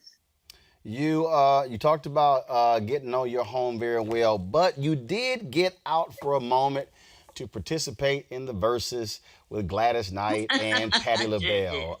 It was I was watching it live. It was awesome to see you step out there in that white suit to come out there. How was it for you to spend a little time with your two longtime friends and music mates? It was a hoot. I had the best time. I was there surprised. They didn't know I was going to be there. Oh, they didn't? No. Awesome. So, I mean, it was like, and they kept me hidden. And I loved every minute of the show. I watched them, conversing and singing. And what really impressed me about the show was how they allowed those two ladies to give some wonderful, wonderful information to our babies who are out here now in show business. Just giving them a few ground rules of how they did it and why they did it, and look at them now, icons. I want to do this here. I just want to share for our folks just a little of that. So let's go ahead and turn it up, y'all. For the times when we're apart. Close your eyes and know these words are coming from my big old heart. Hey. Remember, keep smiling, keep shining, knowing you can always count on me, for sure. You're absolutely right. I mean, it was great to listen to the stories. People love the music, but all those backstories about the business, what they endured, cooking on the road, all the stuff like that. That's the beauty of when you get two folks together and they can get to share those memories that we ordinarily don't get to listen to. Because you go to the concert, you want to hear them sing. Well, in concert, that's what we do. And it's nice to hear that it wasn't all peaches and cream. We went through some pretty rough times with going down south when people didn't want us to be there, but we did it anyway. And then in the long run, now they can't do without us. You know what I'm saying? So I like I said, I was enjoying every minute of their conversations because it took me back too to all those wonderful memories. I was sitting here thinking as you were talking. I was looking on our YouTube channel, and our Facebook page, and there were some people who were talking about some of your hits. And I remember we were on CNN together with Soledad O'Brien, and I forgot which song it was. It might have been the San Jose song. I can't remember. And you said, I never really liked that song. That's true. And it was so funny because we were sitting there and Soledad was like, huh? And the artist was like, and you like, look, I know people like it, but I ain't really like that song. I didn't, I didn't want to record that song. If it hadn't been for Hal David, who I happen to have adored, miss him terribly to this very day. He was stationed there, fell in love with San Jose, wrote this song. And I told Hal, I said, you did not write this song. And he said, oh, yes, I did. I said, well, you could not have written this song because, you've written some, Walk On By, Say a Little Prayer, Anyone That Had a Heart. Don't make me know. How are you going to write a song and say, whoa, whoa, whoa, whoa, whoa? But hey, I got to tell you, in the long run, I cried all the way to the bank. What can I tell you? Well, that's one of the things that, just like the Temptations, they did not like. Papa was a Rolling Stone. I've talked to other artists as well, and it's always too funny when you hear that backstory. They're like, man, I don't want to do this song. And then 30 years later, they're like, I'm so glad I did that song. I fiddle-faddled with it a bit. And I had the pleasure of doing it as a duet. And I can't tell you, Celia Cruz, And as a matter of fact, I'm the only American artist she's ever thought about recording with. Wow. And so we took it into a salsa, and it is so hot now. I don't mind singing it now. I was listening to as the three of y'all when y'all were singing.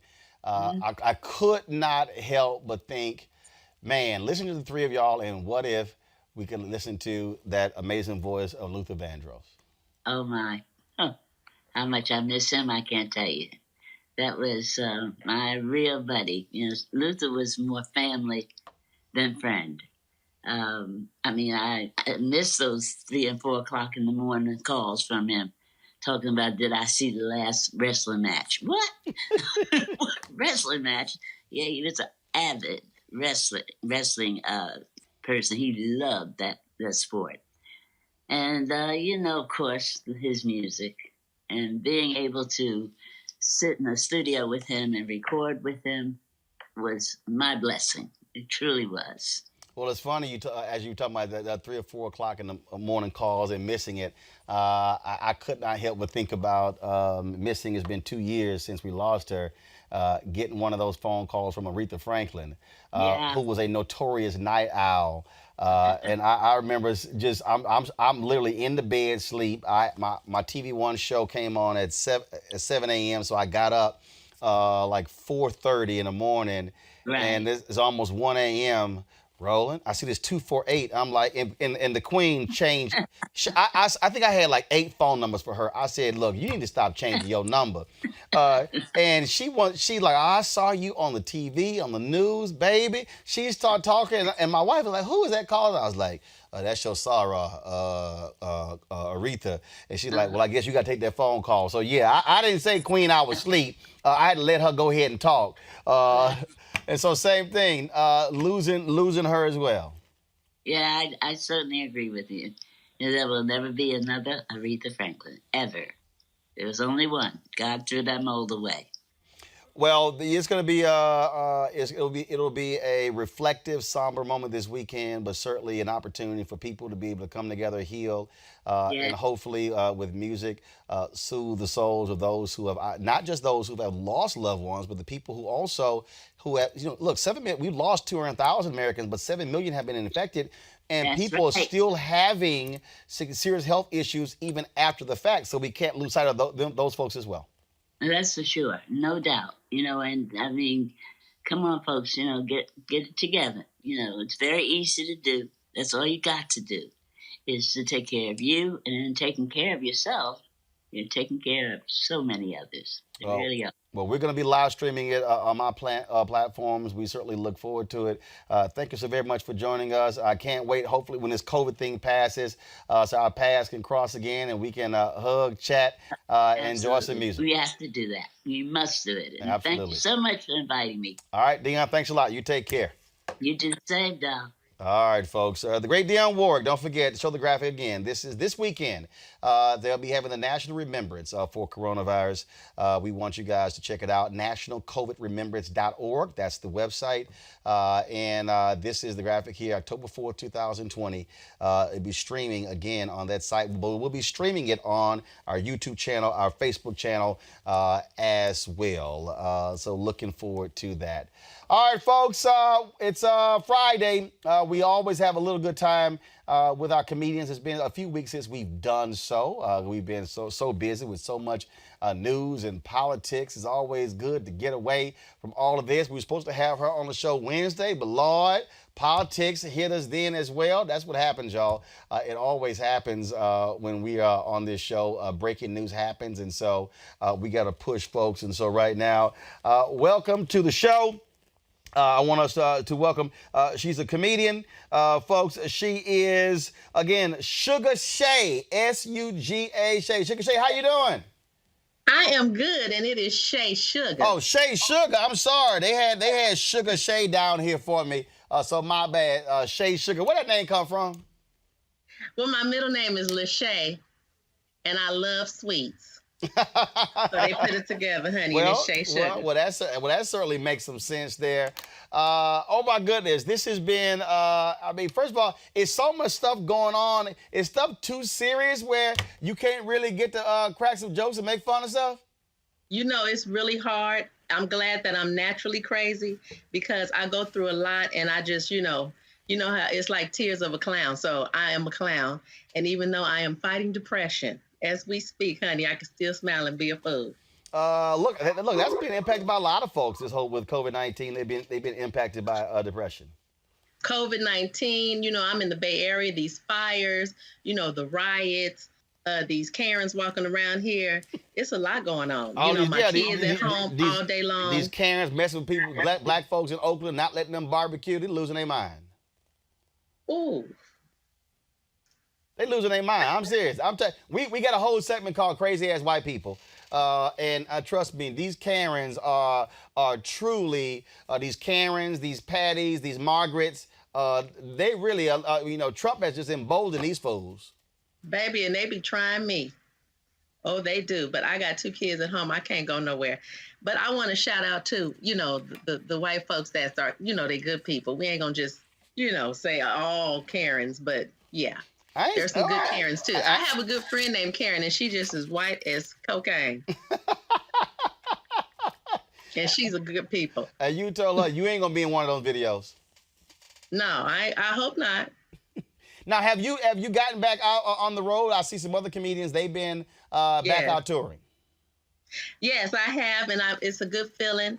I'm not really afraid of COVID. I've had some infections that's way worse than COVID, and I got over those. So if I could get over those, and we ain't gonna even talk about them on your show because that's a whole nother show, but I'll be all right. But really, I just performed at Tommy T's with the hilarious Tony Roberts and Lance Woods, and it was really, really good. And it was outside, but just to be on the stage, it's amazing. It's just a wonderful feeling.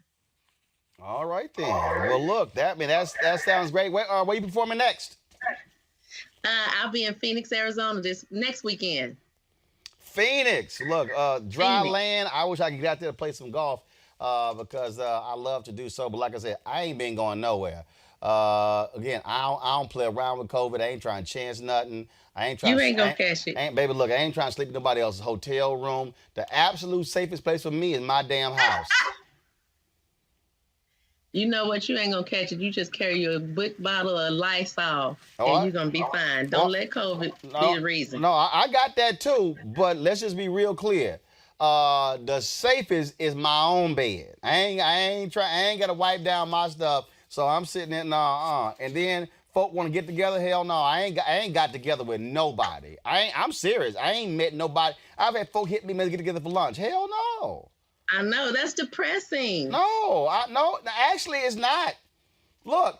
You just got that personality. What's your sign, Roland? I'm a Scorpio. Gemini? Look, I'm a Scorpio. Oh, you a Scorpio. Look, for 16 years, I've been on the road, going to events, meeting people, going to this, that, speaking, whatever. Look, folk now everybody and mama want to be on these damn Zooms. I don't do them. Look, when they hit me to be on Zoom, I'm on the audio. They're like, we can't see you. I'm like, I know. But you know what? Scorpios love solitude, so y'all fine. Well, I'm going crazy. No, I ain't going crazy. I'm serious. No, you ain't. I am. I haven't had any. Look, I got 2 nieces, now and then my third niece, she go to Howard. She's a sophomore, and I'm still trying to figure out why in the hell is she at my house. Because, no, seriously, I'm trying to figure that out because they all online. So my deal is to my sister and her husband, why in the hell y'all daughter ain't at home with y'all in Houston? She ain't got, look, my Wi-Fi is the same as y'all's. But that say a lot about you. You fun. You no, uncle. Hell no. Look, I need people to realize I ain't running to bed and breakfast. That's how I am. I'm that fun auntie. They get on our nerves, but we love them to death. Tell the truth. Too. Me and my wife, we ain't got kids, but it's 3 kids in my house. So that's why. I'm like, look, okay, I'm just saying. So I'm having a conversation with my sister, like, your daughter need to be back at the crib. I mean, because she going to school online. She ain't got to be here. Tell the truth. You know you love that baby and you enjoy her. No, I love her, but she can go home. I mean, I'm just saying. I'm just saying. You online. It's the same. You can be in Houston, be my parents in Dallas. You can come to the Bay Area with you. Tell that baby to come on. Okay, I'm gonna do that. All right, now send a little check with her now, because groceries is high. Hey, especially these day and times. Look, all I'm saying is I just need people to understand I'm not running a bed and breakfast. I ain't running a boutique hotel. So that's the way it is. Boutique hotel. No, I ain't doing that. Look, I guess folks figure I got 5-6 bedrooms. We might as well fill them. No, I can walk past an empty bedroom all day. That's fun too. And you home with your wife and no kids? Yeah, she needs to go home. I just thought about that. Girl, please. My wife a Delta. Them damn Deltas on Zooms all day long. I'm talking about they have. Really? No, you don't understand. They got like retreats. They got meetings. They got teas. And they all dressed up in hats and stuff. I'm sitting there. Now, which one are the Deltas? That's the ones in red, right? Yeah, Is that red? She said, did you actually say which one of the Deltas? There's only one. Which ones? You got the AKAs and bougie one. Okay, AK's pink and green. Yes. The Deltas are red and white. That's their colors. Right, okay. That's their colors. All right, so. Yeah. But Lord. I just made it. I didn't make it past high school. I'm sorry. Well, look, they sit here, and I'm talking about they are forever on some damn Zooms. I told the Delta National President, y'all meet too much. Give that baby some attention. No, they meet too. I'm an alpha. We don't meet that damn much. I said I'm going to play golf. So she told me they got some all day meeting tomorrow. In fact, Henry, take this one of them photos right here. Look, they had a tea. They had a tea. The guy all dressed up. All of them had them big ass hats on. I was like, what's wrong with y'all? Stop all these meetings. I love it. Lord. Oh my God. Is that how y'all met? What? We met at church. We met at church, baby. She look, and look, they had a tea right there. They meet too much. She did. They meet too much. They meet too much. That's too much. And I'm talking about all day. One day I ain't see her all day. Oh. No, she was in the room. Been married? 19 years. But the point is, I'm like, how y'all on Zoom all day? But you know what? That says a lot about your wife, honey, because if y'all been married for 19 years and you looking for her, pretty much she got that. If you sitting in the house, you like, I ain't seen her ass all day. I'm talking about got up before I did, was in the room on the Zoom, and I did my show, came home. Then I looked up, her ass was asleep because I didn't realize they even finished the Zoom past like midnight. I like, look, y'all meet too much. So I'm telling you right now, so all these people, and then now the problem, Shay, everybody thinks that you at home, then you got time to be on a Zoom, and then when you go on a Zoom, it's 9 people on. Have you had people ask you to come on a Instagram show, and then you like, oh, yeah. But then you tell them you don't have a show. You know it's not a show. It's not. It is, but it ain't. No, it's not. It's not. Don't say it is. It's not. Unless your ass got a show open and some graphics, that's a show. This is a show. It is. But if you on a show like with somebody, if you on Instagram Live with somebody like Lunel or, one of the big wigs, that's a big deal to me. No, you still on Instagram. You ain't on a show. But it's an Instagram show. It's not a show. Everybody now think, come do my Facebook Live show. You don't have a show. You got a Facebook page. You don't have a show. So stop asking me to do your show. And then, have you done somebody Instagram Live and there's 11 people watching? You like, why in the hell am I sitting here for an hour and there's 11 people watching? Because it ain't shit else to do. Well, I got stuff to do. I can go play golf. I can go do something else. But look, I'm just letting you hustle on your wife on Zoom. I'm just letting. You know what I hate about Zoom? What? People be talking at the same time, and you just cannot get focused, and it gets on my nerves. I don't like confusion. That's why you need to be. It's like they need a director of Zoom. I think Zoom should have something like a choir director. It's called a moderator. Yeah. They got moderators. They can mute everybody. That's what everybody needs, but they don't always have that. Well, that's why you need to demand that. See, again, I got rules. So I agree. Look, people. Hey, I'm just going. All y'all people out there trying to invite me to do your Instagram show and your Facebook show, and if I go to your page and all I see are 89 views, I just want to let y'all know. Well, you being bougie. No, I ain't being bougie. Yes, you are. No, I'm not. It was a time you only had 89. Don't you do that because you got 89 million. Actually, it wasn't. Actually, it wasn't. Actually, it wasn't. That is bougie. No, I ain't never had 89. I had more than that. I said, I know, but that ain't nice. These people coming up. No, hell no. You know why I'm taking it personal? No, but they I'm taking it personal. But they act like you ain't got nothing else to do. Okay, follow me here. This is a 2-hour show. Okay, this is a show. Like, okay, you know how I know this is a show? Henry, roll the show open. See, everybody else in the show, they can't call a Henry to roll a show open because they ain't got no control room. See, if I say turn the audio up, they ain't got no audio board. They ain't got no show. Okay? Okay, but when you just called on Henry, he sounded like he was asleep because I didn't hear no response. No, Henry in there, he probably like, what the hell he calling me for? Come on, roll the show open. See, that's a show. Roll the show open. Come on. This the show open. Right here. This is called a show open. This is a theme song. This is a show theme song. In Vogue did this. Turn it up.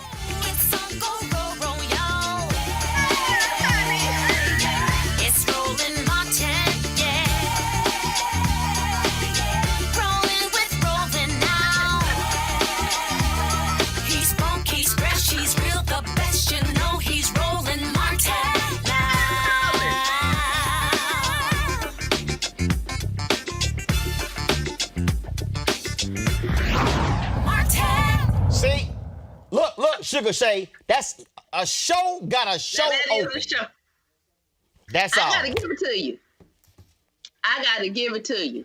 But let me ask you this. What would you say to these inspiring comedians and folks that want a show like Rollins? What would you say to them? Because, we're trying to come up just like you. No. I'm saying, come up. If you say, come do my Instagram, fine. Don't call it a show. Okay. It ain't a show. Sense. That's all I'm saying. Okay. It ain't a show. That's all I'm saying. Amen. And here's the deal. Last one. Don't ask my ass to come on your Instagram for an hour or 2 hours, and it's 11 people on your Instagram. But those 11 people is just as important and just as special. Shay, we can FaceTime, Shay. We can FaceTime 11 people. I can't argue with you. Shay, that's a FaceTime group. That ain't no Instagram. That's a FaceTime group. That's all I'm saying. All right. Tell people where they can cash app you. Y'all can cash app me. You know what? Today is a special day. Cash app somebody that you know personally that might need it. Girl, you better take this cash app. Give your cash app. Oh, Shay Sugar then. $ Shay Sugar. $ Shay Sugar? Yes. Girl, you better stop being so damn humble. Better ask for that money. Somebody gonna send you. Humble. I'm just a giving person. Okay, I love to give. Have them give you the money and you give it to somebody else. I will do that. Yeah, right. You gonna keep that money. All right, Shay Sugar, thanks a lot. When you gonna call me back? Huh? When you gonna call me back? I don't know. We'll think about it. Okay, well, think hard with your bougie self. I love you. I ain't bougie. I'm just being black. All right, Shay Sugar, thanks a lot. I appreciate it. Thank you. All right, hey, y'all. Somebody sent me this shirt. I don't forgot who the hell it was. Drop the lower third. I am a man. Vote. I don't know who sent me this shirt. Here we go to the iPad. This is their website. They're encouraging men, especially black men, to vote. The I Am a Man was assigned to the Black Sanitation Workers War in Memphis when Dr. King went there in 1968. And so, again, they're trying to get 1 million men registered. And so, again, I appreciate whoever sent me this shirt. I don't know the name, but I just had it. And so I just had to wear it today. IamAman.vote. Folks, don't forget, pull the election graphic up. Y'all, look, we do not have many days left. Next week, we got voter registration deadlines coming up next week, okay? You can pull those up for me. Here's the deal. 31 days until Election Day, but next week, we've got voter registration deadlines. I need y'all to make sure you registered. Alaska and Rhode Island, October 4th.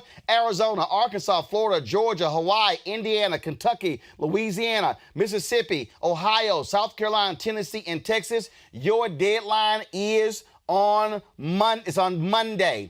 On Tuesday, Illinois, Nevada, New Mexico, Missouri, your deadline is Wednesday. Idaho, New York State, North Carolina, Oklahoma, your deadline is Thursday. Delaware, your deadline is Friday. Folks, I need y'all registered. Also, in Ohio and Michigan, Democrats pick up one seat on the state Supreme Court. They now control the state Supreme Court. I keep telling y'all, judges.